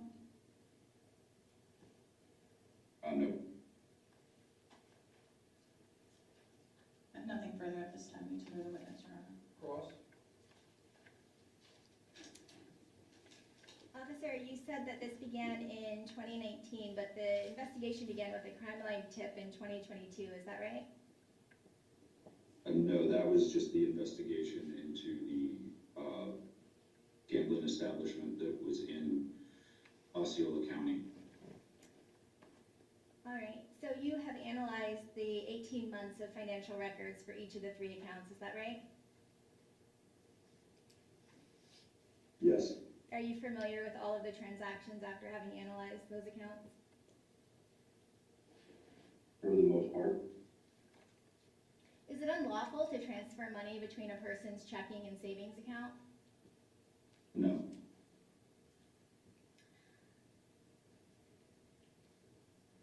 You discussed commingling with the state. Is there evidence in these account statements of commingling? No. I want to look through the accounts with you if you still have them. So let's start with 1797. Okay. In the statement from May 21st, 2025 to June 20th, 2025, there are 1, 2, 3 deposits from Osceola Sheriff's payroll for approximately $5,800 each. Is that right?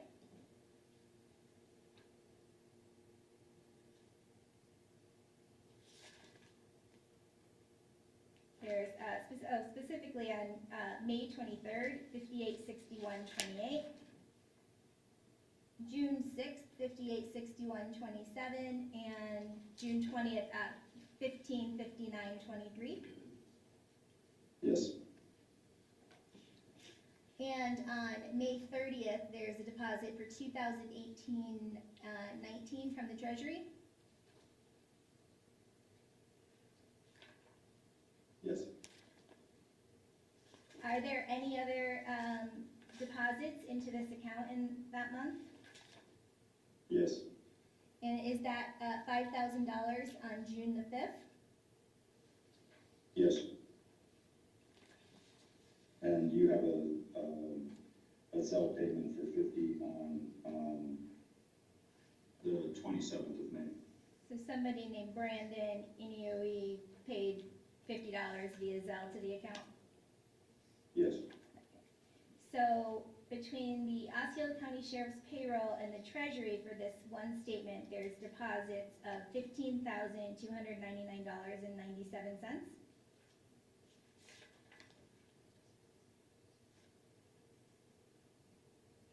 for this period, there's $2,361,000 or $61.30 for deposits and additions.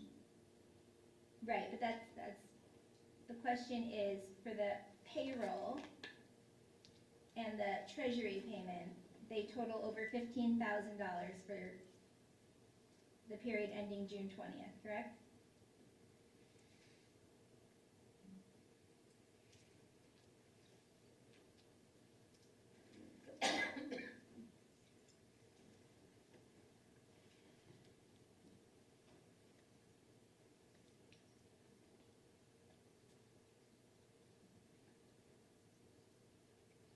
Is the witness looking at the statement? Yes, I'm looking at the statement. Okay, Yep. just want to make sure. So all the deposits are in bold, correct? Yes, And there's over 15,000 from payroll and the treasury, right? yes, Okay, and the only unexplained deposit to you is the June 5th one for $5,000, right? yes. We don't have the deposit could be cash, cashier's check, or check. Okay, Um, we've taken There's testimony usually a- on that, but you're not familiar with the source of that deposit, right? no, ma'am. Okay, let's look at the next one. For April to May 2025, the deposits are again in bold, right?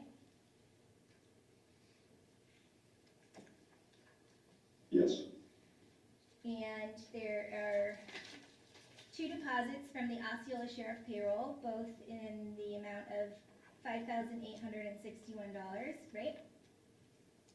yes, And there's a treasury deposit for $2,018.19, correct? yes, And there's no other money coming into this account other than transfers between the checking and the savings, right? yes. 2 transfers for 400, $1,500 transfer.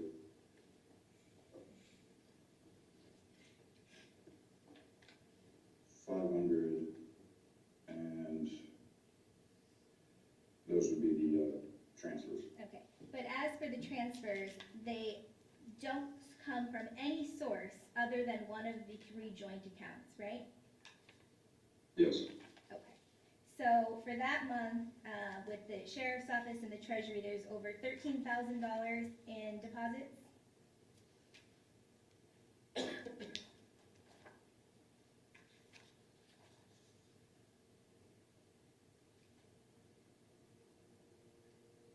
yes, Okay, let's look at March to April 2025. Again, we see 2 deposits from the Osceola Sheriff payroll for the amount of $5,861 and some change. And then again, the treasury for 2018, is that right?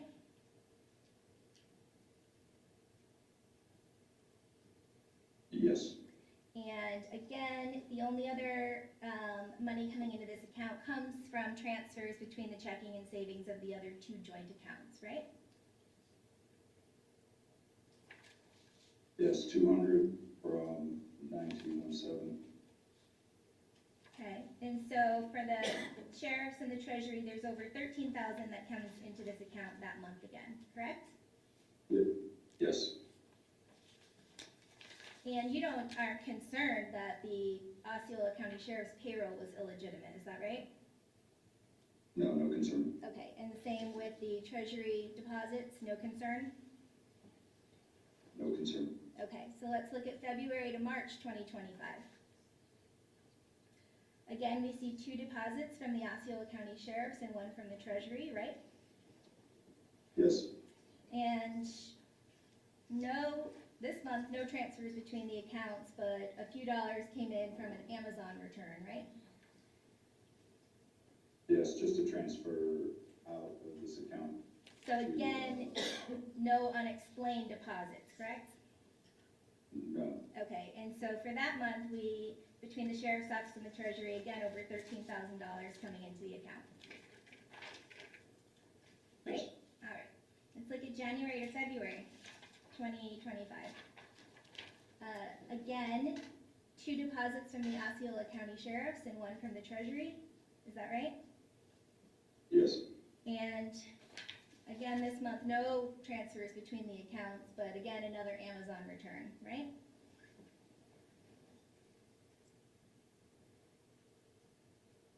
yes, and a $6,000 transfer out of the account. Right. Multiple Transfer again to the savings account, the 9217, right? Yes, So again, no money coming in or going out other than to one of these 3 accounts. Is that right? yes, And here between the Sheriff's Office and the Treasury, again, over $13,000 deposited. Is that right? yes, All right, let's look at December to January. So here, this month, there were 3 deposits from the Osceola Sheriff's payroll and 1 from the Treasury. Is that right?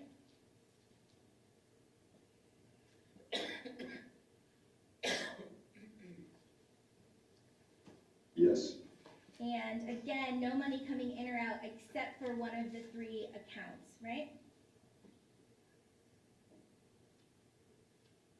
yes, And in this, between the sheriff's and the treasury for this statement, there's over $20,000 deposited into the account. Is that right? yes, Okay. Let's look at November to December 2024. We have 2 deposits from the Osceola County Sheriff's and 1 from the treasury. Is that right? yes, And no money coming in or out other than to one of the other accounts, these 3 accounts that we're talking about?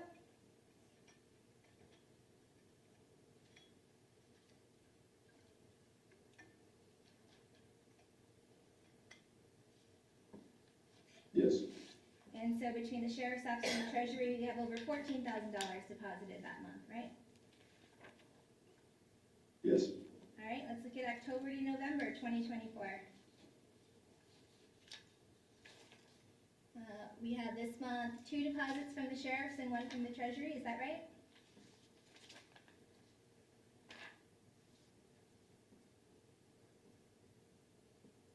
yes, And no other money coming in or out other than transfers between these 3 accounts, correct?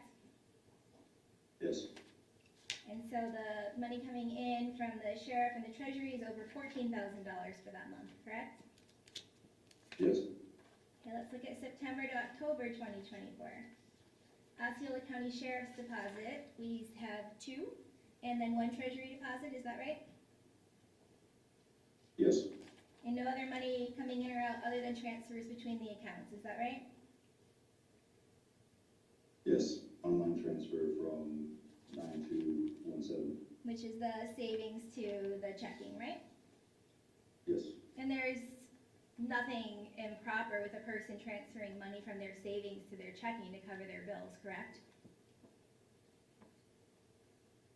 no, So for this month deposits, we have between the sheriff's and the treasury over $14,000 again. Is that right? yes, Let's look at August to September. Again, 2 deposits from the sheriff and 1 from the treasury. Is that right?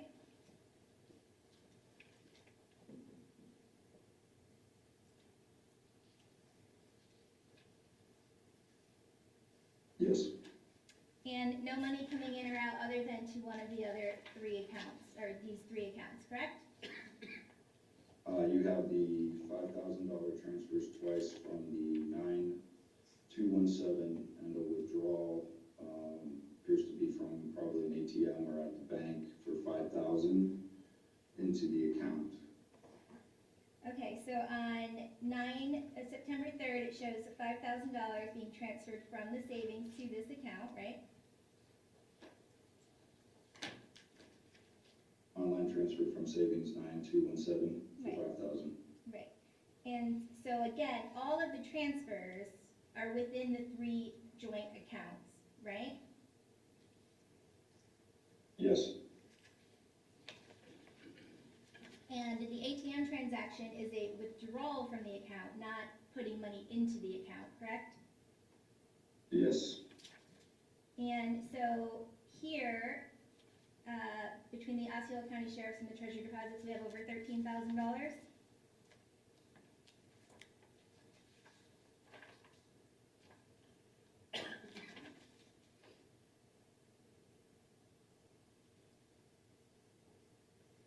approximately, yes. Okay. Same thing for July to August, 2 deposits from the Sheriff's and 1 from the Treasury.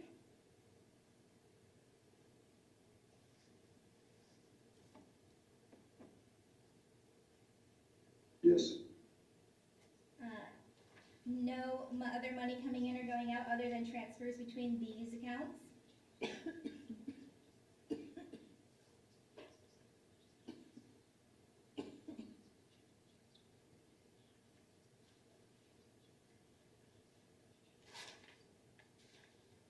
no, just regular expenses. Okay, and so the deposits, okay, between the Sheriff's Office and the Treasury are, again, over $13,000 for that month, right? So June to July, we have the same again, right? 2 deposits from the Sheriff's Office, 1 from the Treasury.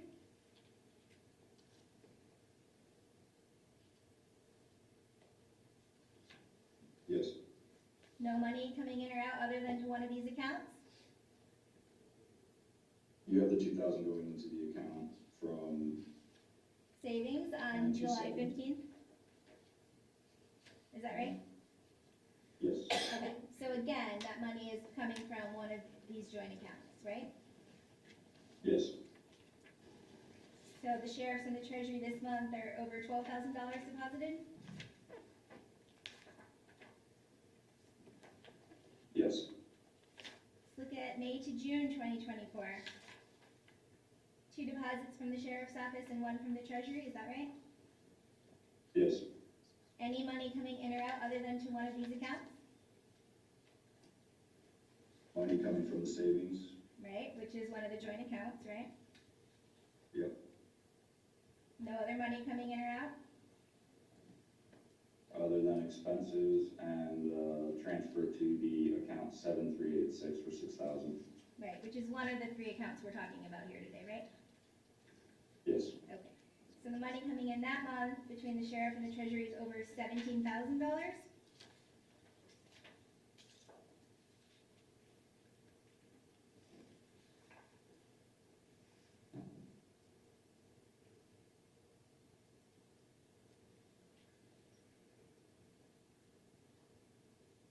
Is that right?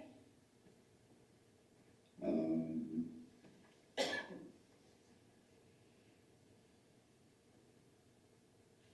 yes, Okay. April to May, again the same. Is that, we have 2 deposits from the Sheriff and 1 from the Treasury.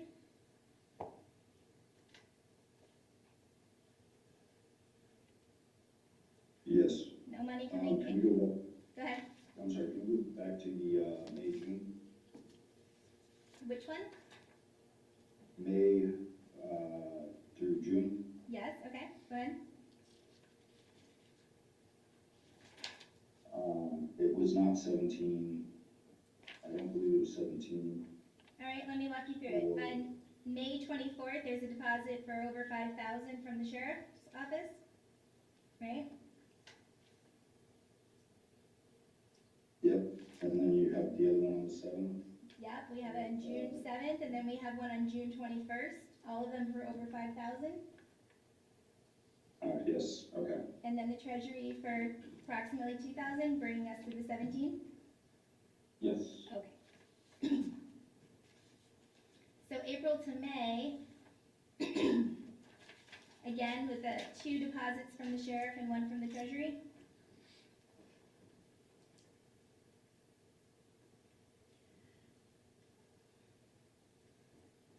Yes. Any other money coming in and out other than to one of these 3 accounts? Just the expenses. Right, and when you're talking expenses, we're talking about, for instance, Dunkin' Donuts, Pizza Hut, Wawa, right? That's what we're talking about. Yeah. Yes. Pediatrics office. Okay. So for April to May, between the sheriff's office and the treasury brought in over 12,000 to the account, right? Yes. Okay, March to April 2024, we have 2 deposits from the sheriff's payroll and 1 from the treasury. Yes. We then have transfers to, with the savings account, right? Yes. And no money coming in or out other than to one of the accounts. Yes. So the money coming in that month between the sheriff and the treasury over 12,000. Yes. All right, let's look at February to March. 2 deposits coming in from the sheriff's payroll. Is that right?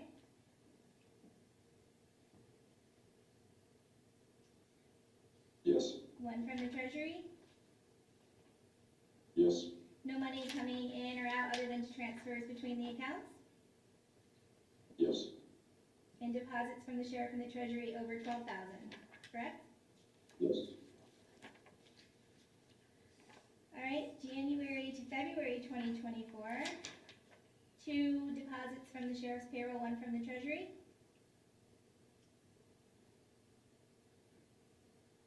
Yes. No money coming in or out other than transfers between the 3 accounts. Yes. Deposits from the sheriff and the treasury for over $12,000. Yes. All right, and the last of our 18 months is December 2023 to January 2024. 2 deposits from the Osceola, my mistake, 3 deposits from the Osceola County Sheriff's Office. Correct?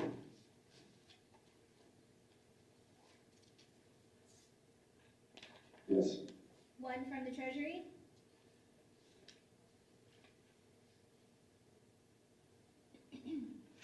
Yes. No money coming in or out other than to the other accounts. Yes. And so the total deposits from the sheriff's and the treasury that month are over $17,000. Is that right? Yes.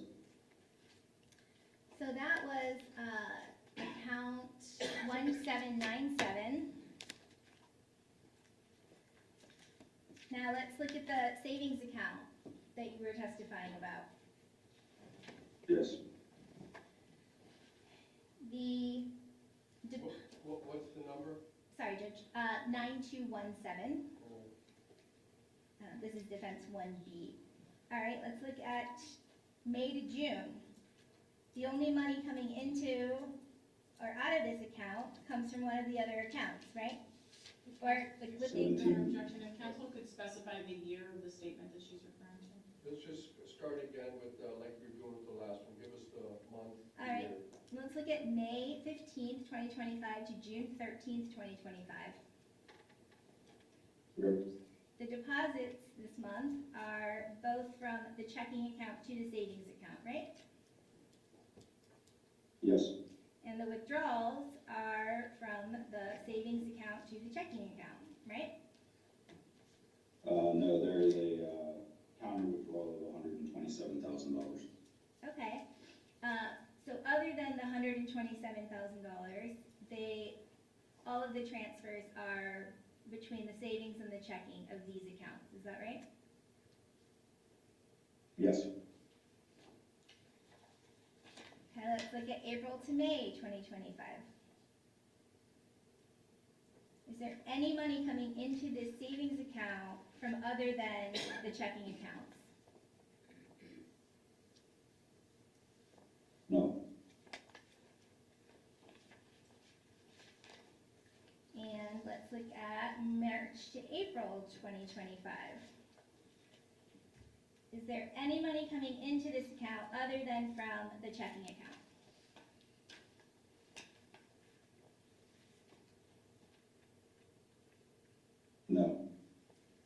For February to March 2025, is there any money coming into this account from other than the checking account? No. January to February 2025, is there any money coming into this account from other than the checking account? No. December to January 2025, is there any money coming into this account from other than the checking account?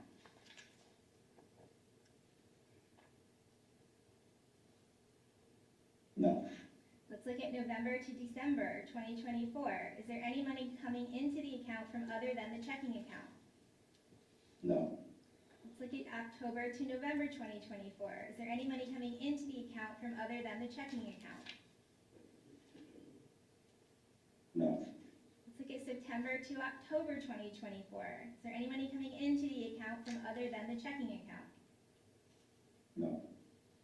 Let's look at August to September 2024. All the deposits coming from the checking account, is that right? Yes. All right, let's look at July to August 2024. Again, all the deposits are coming from the checking account, is that right? Yes. And let's look at May to June 2024. All the deposits are coming from the checking account, is that right? No deposits in this, June to July. Oh, sorry, May to June 2024. Oh, my apologies. Yes. Okay, so again, only money coming in is from the checking account for May to June?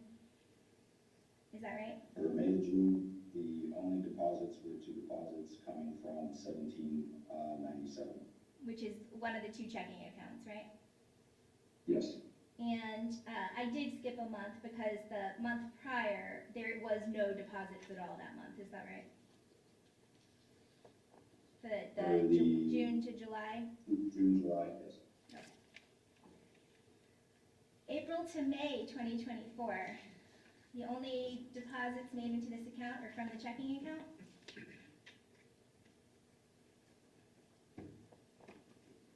Yes. Okay, March to April 2024, only deposits are from the checking account? Yes. February to March 2024, the only deposits are from the checking account? Yes. January to February 2024, the only deposits are from the checking account? Yes. December 2023 to January 2024, only deposits come from one of the two checking accounts? Yes. Okay, so no evidence of any money in the last 18 months coming into account 9217 from other than one of the other two accounts we've been talking about, is that right?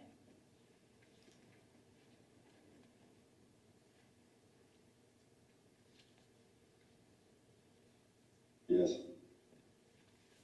All right, and then the last account that's an issue is account 7386, that's Defense 1C.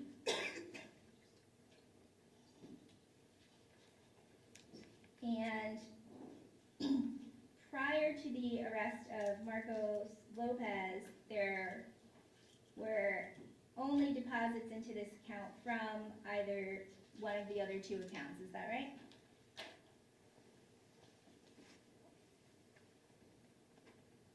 Yes. And then on June the 5th, we see the $5,000 deposit, right? Yes, again, that's an on-account deposit. It's either check or cash. Okay. And then we see two wire transfers on the 6th, is that right? Yes. And in fact, those incoming wire transfers, like let's look at the one on June 6th for $5,000.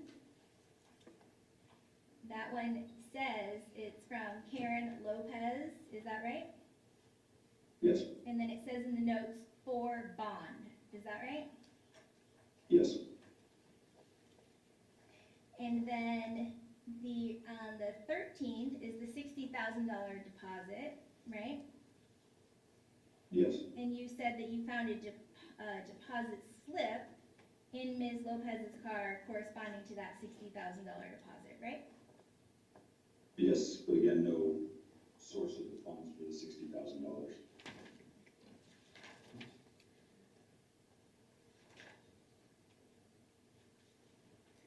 And so, other than the transfers after Mr. Lopez was arrested, nothing coming in or out of this account other than from the other accounts, is that right? Multiple checks were paid under this account. Those are during all, that time. are those after the arrest? That there's a 25,000 on the 12th, 20,000 on the 16th, 35,000, those are after the arrest of Mr. Lopez, is that right? Yes, and I believe two of the checks that were given by defense are two of the checks for Ms. Lopez. Okay, so you have seen the other defense exhibits then, is that right? The two checks, yes, ma'am. Okay. And so you know that two of those checks totaling $60,000 were cashed by the bondsman?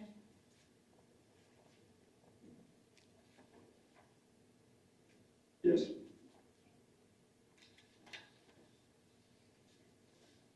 Let's look at April to May 2025. Does any money come into this account from other than one of the other two accounts?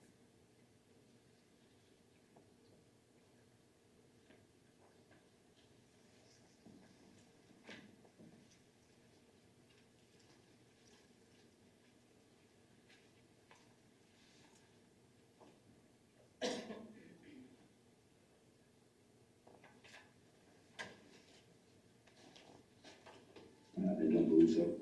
Okay. Same question for March to April 2025.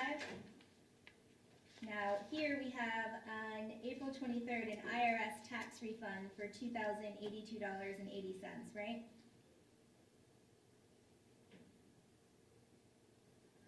March through April. March 26, 25 to April 23, 25. Do you see the IRS refund on April 23rd? The 2,000? Yes. Do you see that as a deposit from the IRS?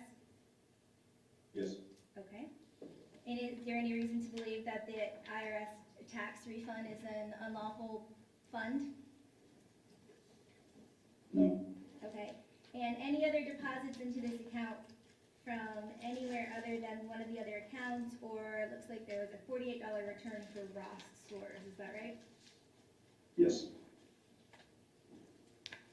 All right, February to March 2025. We have no money coming into the accounts other than transfers between the other two, is that right? Yes. January to February 2025, no money coming into the account other than transfers between the other two. Yes. December to January 2025, no money coming into the account other than transfers from the 9217, the other account. Yes. November to December 2024, only money coming in from transfers from the other two accounts. Yes. October to November 2024, only money coming in from one of the other two accounts. Yes. September to October, only money coming in, coming from one of the other two accounts. Yes.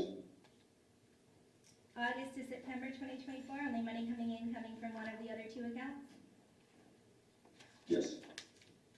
July to August 2024, only money coming in, coming from one of the other two accounts. Yes. June to July 2024, only money coming in, coming from one of the other two accounts. Yes. May to June 2024, only money coming in, coming from one of the other two accounts. Yes. April to May 2024, only money coming in, coming from one of the other two accounts. Yes. March to April 2024, only money coming in, coming from one of the other two accounts. Yes. February to March, only money coming in, coming from one of the other two accounts. Yes. January to February 2024, only money coming in, coming from one of the other two accounts. Yes. And December to January 2024, this is December 2023 to January 2024, Only money coming from one of the other two accounts. Yes. Sorry. So we've gone through all three accounts, and the only outside deposits coming in up before Marcos Lopez was arrested were from the Osceola County Sheriff's or the U.S. Treasury or the IRS. Is that right? Yes. And we agree that there's no concern with those deposits, right? No concern with those deposits. And there are no other deposits, right? Well, the 60,000 and, the 60,000. Sure, so let's- so we're- so- Objection, Your Uh, Your Honor, Yeah, hold on, please, don't talk over each other. Question? we would ask that the witness be allowed to finish his answer before another question is asked for the record. Please answer. So the 60,000 and the 5,000 that are in account 17,386, there's no source to those funds, and the account's beginning balance was only $482 when it started, so the checks that were paid out of this account would have had to have pulled cash from those unaccounted deposits.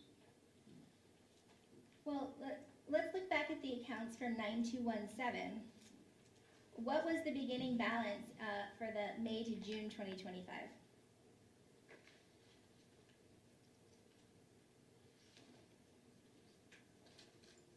May to June beginning balance was 130.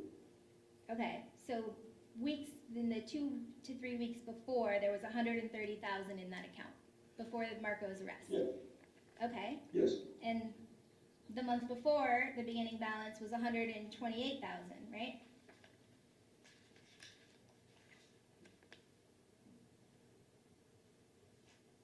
Yeah, April to May 14th. Okay, and then March to April, the beginning balance was 125,000, right?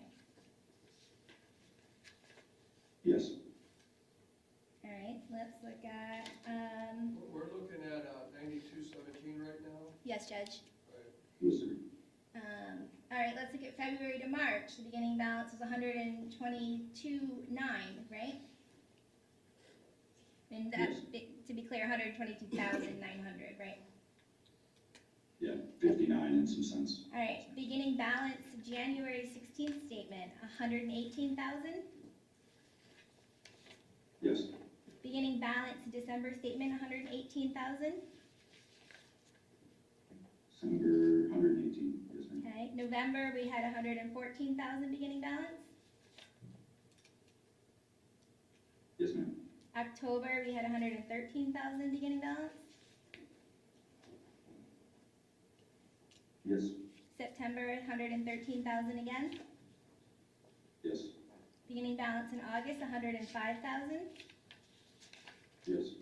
Beginning balance July, 144,000. Yes. Beginning balance June, 173,000. Yes. Beginning balance in May, 177,000. Yes. August, also, or sorry, April, also 177,000. Yes. March, 177,000. Yes. February, 176,000. Yes. January 2024, 177,000. Yes. December 2023, 178,000. Yes. So for the last 18 months, the beginning balance of this account has always been over $100,000. Is that right? For the 9217 account, yes. Correct. Well, that's the account that the 127,000 was withdrawn from, right? Yes. So that account has always had over 100,000. Yes. Now, we know on June 5th, there's the withdrawal for 127,000. And then on the same day, there's a deposit into the 1797 for 5,000 and a deposit into the 7386 for 5,000. Is that right? Into 1787 the 7386 account, Yes, on the 5th, there's a $5,000 deposit, yes.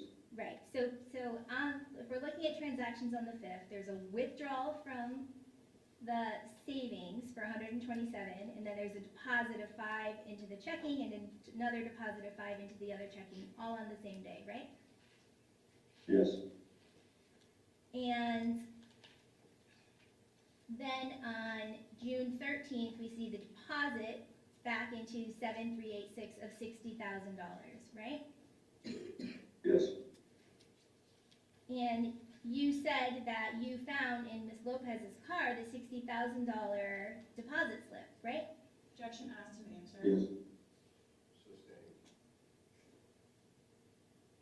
So we know where that $60,000 deposited on June 13th came from, correct? Objection, counsel's testifying. You can answer the question. no, So you see the deposit into 7386. You found the deposit slip for that transaction, but you don't know where that money came from? Objection, compound question, confusing. You can answer the question. No, because the slip does not tell us what account the 60,000 came from. It doesn't tell us if it's a cash or check. And then it was found in conjunction with the PNC account that received $117,000. Okay. So let me ask you, if, let's talk in hypothetical terms. If someone withdrew 127,000, they took 5 and put it in another account of that 127, took 5 of that 127 and put that in a third account, there would be 117 left, right? Yes, So it's consistent if someone were to say that they withdrew 127 and deposited 5, that they would have 117 left to do whatever they're going to do with, right? to put into the PNC account? Right, you found the deposit slip for 117, right? For PNC? Yes, yes, And that PNC account belongs to Ms. Lopez, right? yes.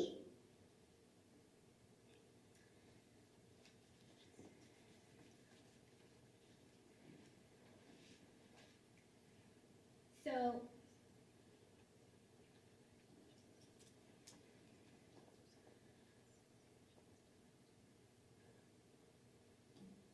the deposit slip for the 60,000 that was in the car corresponds to the date on the $60,000 deposit on the bank record? I would have to double check on the receipt that was found on the car, but I believe so. Okay.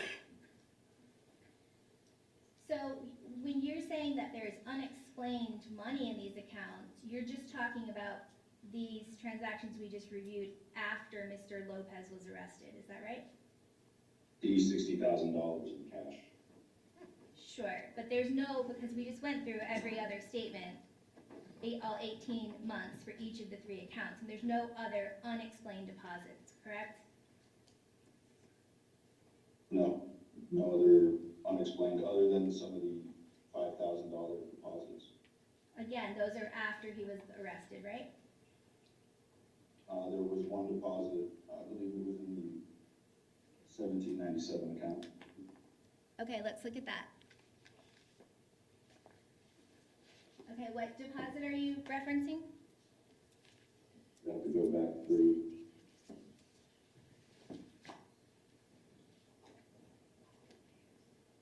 Are you talking about the $5,000 withdrawal at an ATM at one of these 18 months?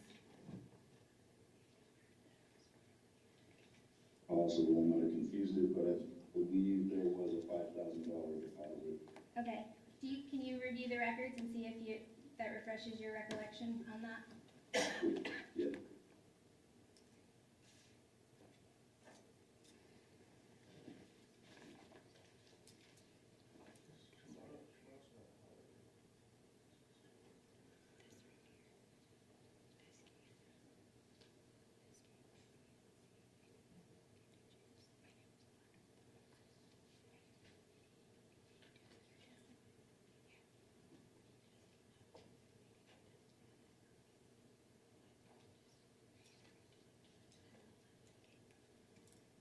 Yeah, it was on, May 25th, or May 21st, 2025 through June 20th, 2025, in the account ending 1797. The deposit was made on 6/05, Okay, and, it's a $5,000 deposit that has no, source. It could be cash or check. okay, and that's the Mr. date. Chair, let me interrupt you here. I know this is an important issue, this hearing. However, I had another matter set for 2 o'clock. Tomorrow's a holiday. That matter has to be addressed today. They've been up there waiting for me, so do you have any idea how much longer you're going to need? I think we're wrapping up with this witness. I don't know if they have any other witnesses. Is there another witness? No, Your Honor. Okay. All right. All right, so just to be Just clear, One moment, can you, Andrea, tell her that it should be soon? Judge Baxley's chair. All right, go ahead. okay, that is, on that June 5th deposit is the date of Mr. Lopez's arrest, correct? Yes. Okay, that's all I have for this witness, Your Honor. Yeah. All right. Any cross? Redirect, yes, Your Honor. Redirect. Yes. Oh, okay, we're on law enforcement officer. Redirect, go ahead. Agent Tyler, just to reiterate, in your analysis of the checking account for 7386, if you look at the electronic withdrawals, were there mortgage payments made out of this account?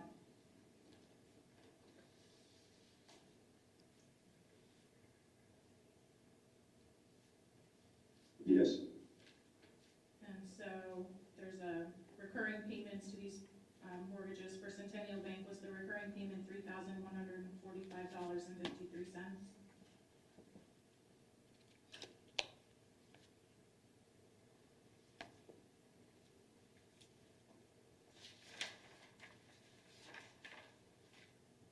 Yes. And then was there another mortgage payment to Loan Depot for $2,254.61? Yes. And then there's various car payments and other automated bills that are paid out of this account. Yes. And then if we're switching over to account number 9217, the savings account with Chase, Okay. if we could turn to April of 2024 through May of 2024. Okay. On April 26th, is there a transfer from the checking account 1797 for $4,300?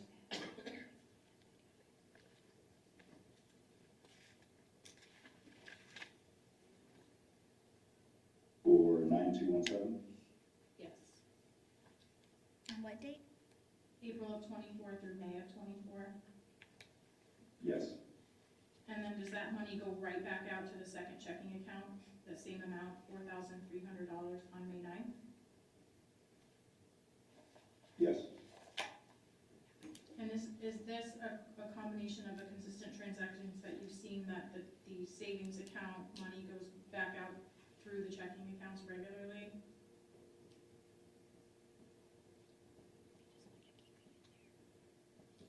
Yes. So if we're turning to August of 24 through September of 24, looking at the transactions, is there a $5,000 deposit from 1797 into the checking account on September 3rd?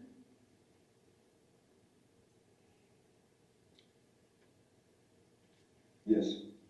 And that same day, does that money go right back to that checking account? The same checking account Yes. it's from? Yes. And so when we talked earlier on your direct examination that money is constantly moving back and forth, is that what you were referring to? Yes. As far as the beginning balance of this savings account, do you have any additional information before December 2023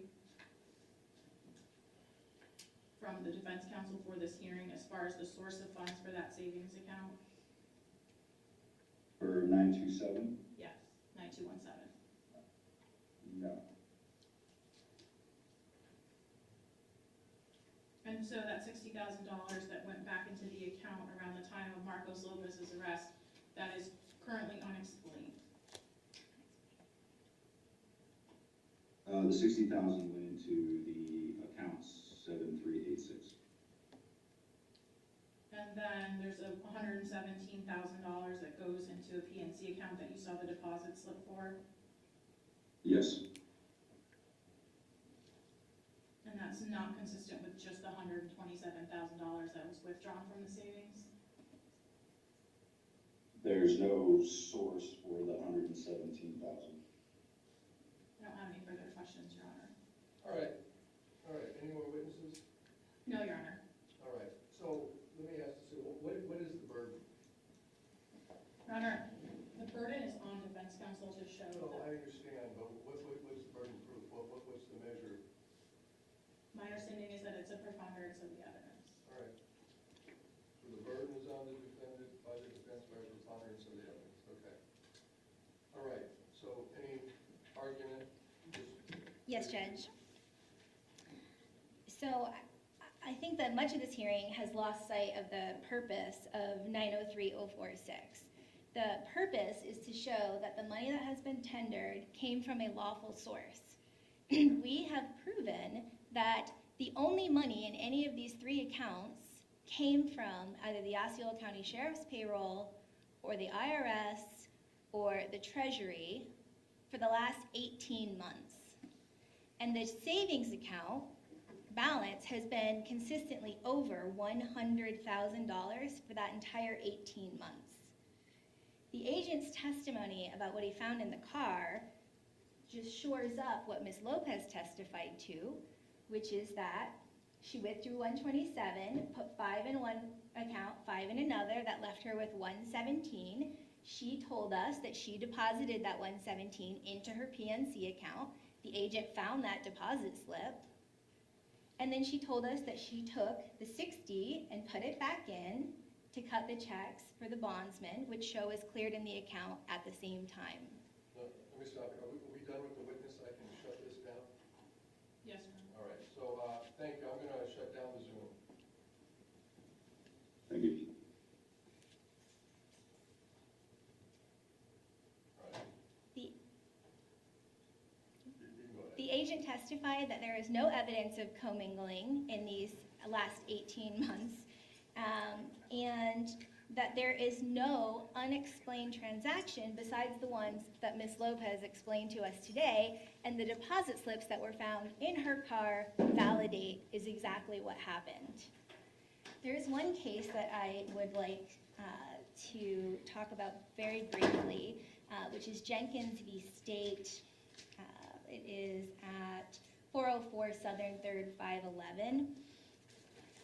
May I approach?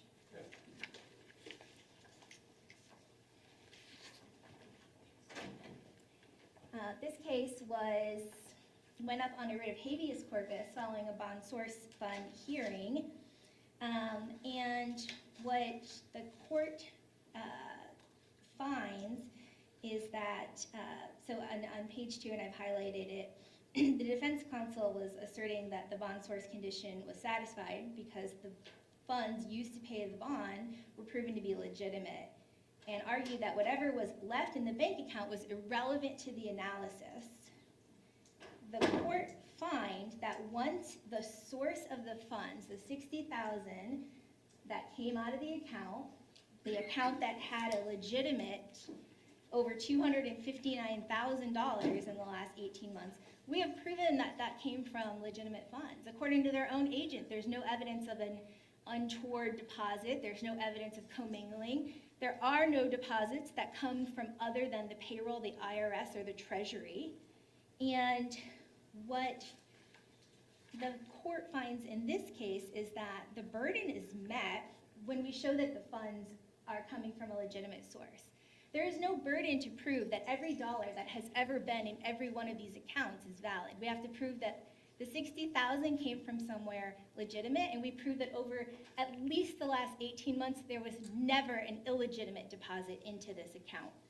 Whether they transfer money back and forth is irrelevant. They can transfer their money back and forth every day if they wish, but they're not transferring it outside of these 3 accounts, and there's not money coming in from anywhere other than the deposits for the payroll, the treasury, or the one-time IRS deposit. Is the witness free to go? Is the witness released? Yes, Your Honor. Thank you. Go ahead. The court in this case reversed, or I guess granted, the writ of habeas, finding that the state's insistence on looking into the other funds in the account was beyond the analysis, beyond the proper of the analysis.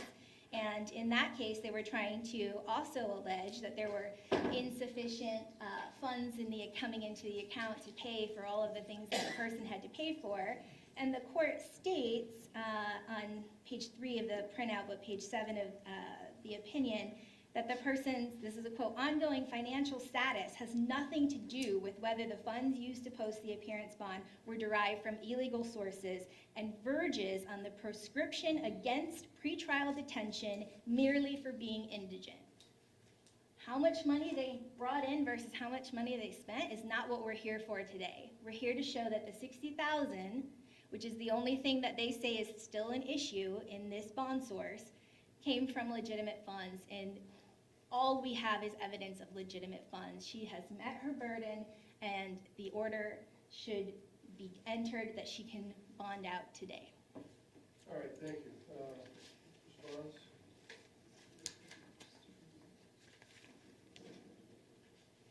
Your Honor, we're going to put the issue of the Jenkins case aside for just a moment and offer our closing argument in response to the evidence before Your Honor.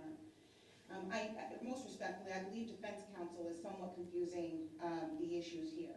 The reality of it is that in order to properly consider the evidence in this motion, it requires us to do some math, which jurists are historically not great at, but it is important for us to do some math. So, out of all the records that the defendant has provided to Your Honor, only one account has income that has been verifiable. And that is the account ending 1797. And the verifiable income in that account is that by way of the Osceola Sheriff's Office, in addition to those treasury deposits. The defendant herself testified that the bulk of that money, I might have one moment, oh, here it is. The bulk of that money was used to pay both Marcos Lopez and her expenses. She testified that her expenses were approximately $6,000 per month, and she was able to give a ballpark of Marcos Lopez's mortgage, which was, she said, a little over $3,000 per month. She was not able to offer, Your Honor, any other information about what additional expenses he would have had, but understanding that Mr. Lopez surely has expenses beyond just that of his mortgage. That means that over $9,000 per month of his income is already spoken for. If Your Honor does the math and you look at those payroll deposits, you will see that in the earlier part of the time frame that Your Honor has been given, the sheriff's paycheck was a little over $10,000 a month, and over time, over the next year, it had increased in certain increments.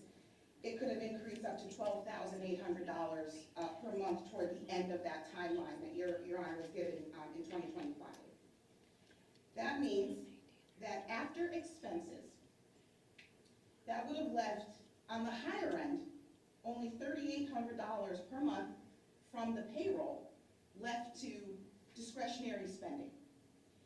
In addition, Your Honor, we'll see routine, approximately $2,000 monthly deposits into that account ending 1797 from what is likely which counsel is calling those treasury deposits. So if you include that money with the discretionary payroll that's left over after expenses, that gets us on the higher end, Your Honor, because I'm trying to give the benefit of the doubt here for the math, is a little over $5,700 per month of verifiable income left over. If Your Honor were to multiply that times the 18 months that defendant has provided that with, to Your Honor, that would leave only $103,824 of verified money. When Your Honor looks at the other accounts, there is a whole heck of a lot more than $103,000 moving through those accounts. That is the state's issue. Your Honor is likely aware that this is a common tactic used in order to do the very thing the defendant is trying to achieve today, which is to create confusion and hide the source of that excess money. The only legitimate income that has been established here is already spent by way of Mrs. Lopez and Mr. Lopez's expenses. In addition, it is important to note, Your Honor, that that savings account ending in 9217, beginning with the first record that we were, the earliest record that we're given, which is, I believe, January 2024, has a beginning balance of a little over $178,000, for which the defendant has not provided, Your Honor, with any records to show how that bank account got to that balance. There are no records to show where that $178,000 came from. The reason that is important to Your Honor is because we know that the legitimate income is already spent. So the defendant has a burden to establish that money that's being transferred from 9217 to 7386 is legitimate. The defendant has failed to do that.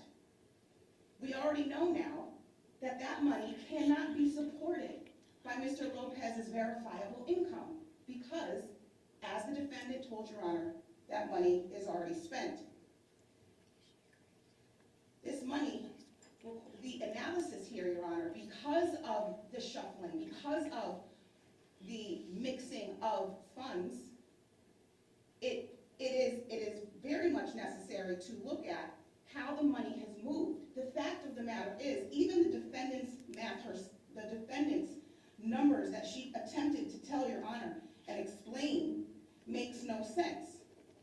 That account ending in 9217, which out of all three accounts is the one that had the most amount of money, the defendant acknowledges she essentially cleaned out on the date of Mr. Lopez's arrest. I would suggest to Your Honor that offers an added layer here, because it was on the day of the arrest. She cleans out the account. She tells Your Honor that she did so for legitimate purpose without explaining to Your Honor where that money came from. And the purported legitimate purpose that she offered was that she took $5,000 to pay the mortgage. She took another $5,000 for, I don't recall what the second purpose was, but there was an additional $5,000 deposit that she made. There was the $60,000 that she gave to the bondsman, but the defendant did not until later acknowledge that she also made a $117,000 deposit into an account that was solely in her name. Your Honor, the reason that math makes no sense is because that's a total of $187,000. But she only acknowledges she withdrew $127,000. There is a differential there of $60,000, which remains unexplained. I would suggest to Your Honor that that confusion is intentional. That confusion is being offered because of the fact that there is no explanation that is legitimate to support the kind of money that Ms. Lopez is purporting to move. She is very much attempting to post her bond using funds that have no legitimate explanation.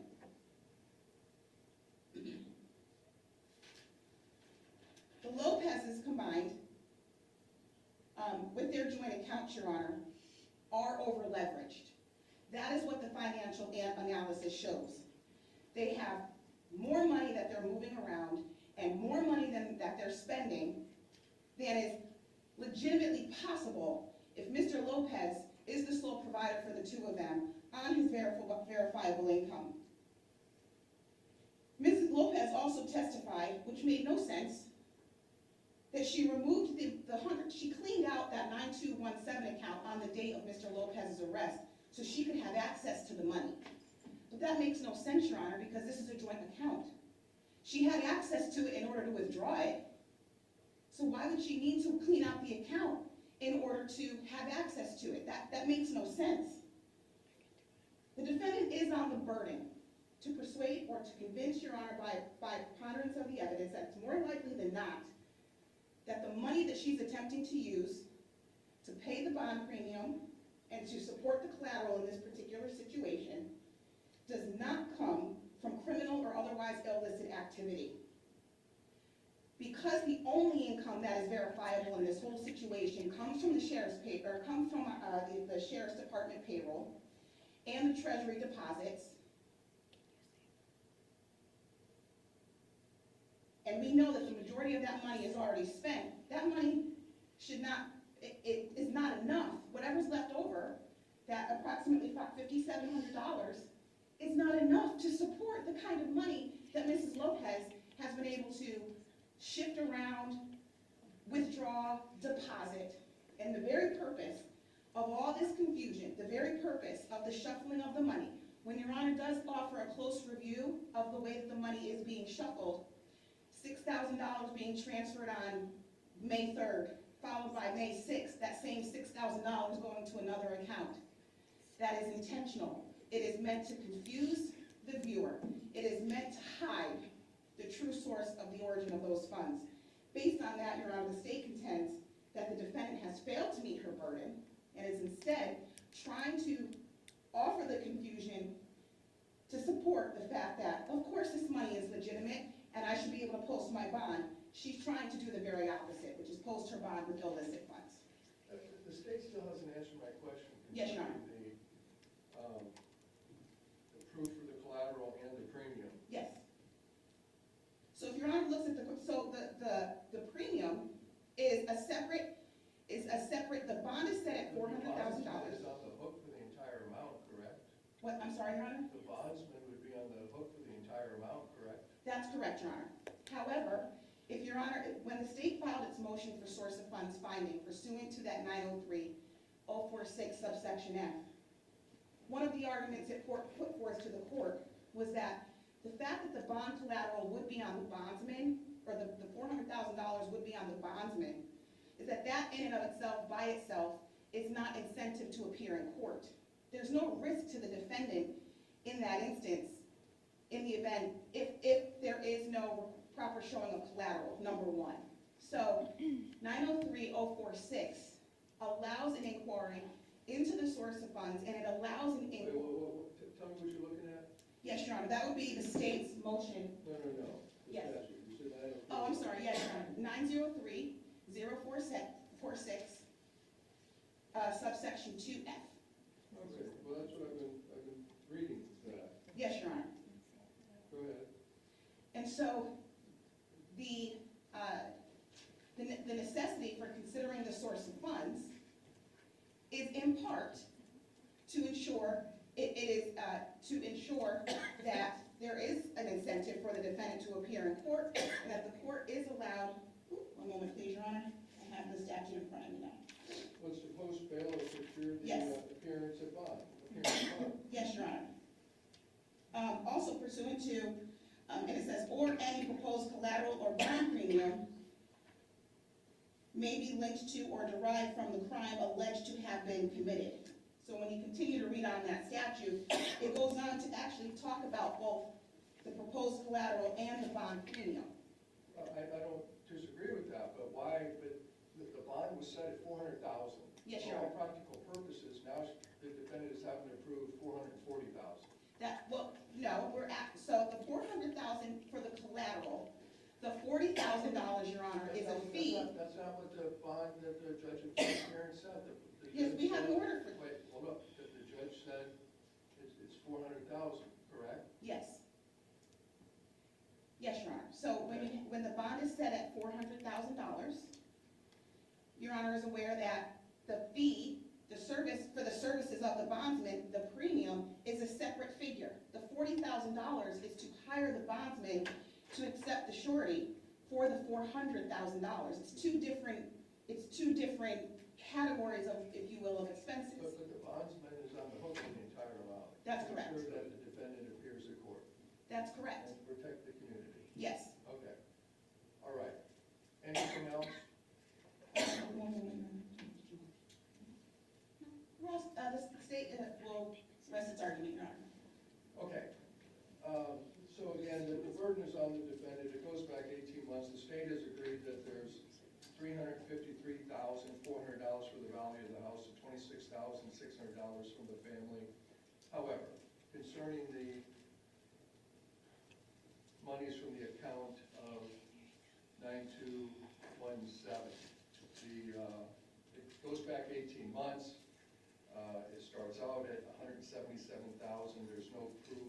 The defense hasn't given any proof, any burden of where that monies came from. The information goes back to prior to that date. However, I'm also going to order that the bond is set at $400,000. So whatever that's what the defendant has to come up with. The amounts come to $380,000. Is there what the state has agreed to? For the, Is that what we're at between the house value and the family? I can do a quick calculation, Your I Honor. believe it comes out to 380. It's 380. Your Honor, may I very briefly speak? Well, I ruled, but go ahead if you want to make a record. I understand that you're. Let me just finish. There's $20,000 that the defendant has to show to the state has not come from the list of funds. Go ahead. Your Honor, we have in evidence the sale of the Fannie Bass property, which yielded a $57,000, which we have deposited both the bank account and the disbursement statement. So there is more than enough evidence from this sale of this property alone to meet that $20,000 threshold. And this was in 2023. Okay, you can provide that to the state, and if the state, I'm not hearing any argument. It's in evidence, Judge. Pardon? It's in evidence here today. Okay, well, you can talk to the state further about that issue, and satisfy the state, so, or we can come back. All right. Y'all have a good day. Thank you, Your Honor.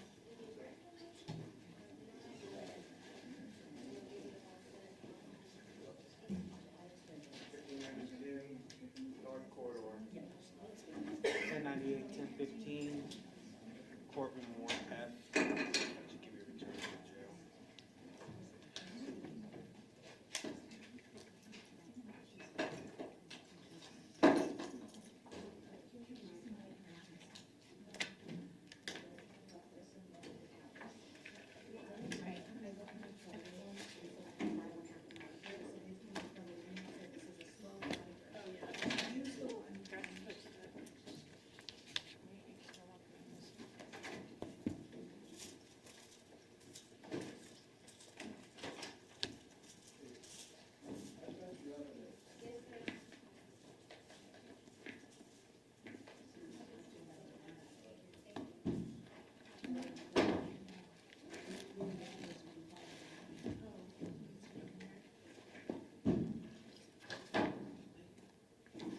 Madam Clerk, the judge is calling that other matter in here, right? So we should hurry up.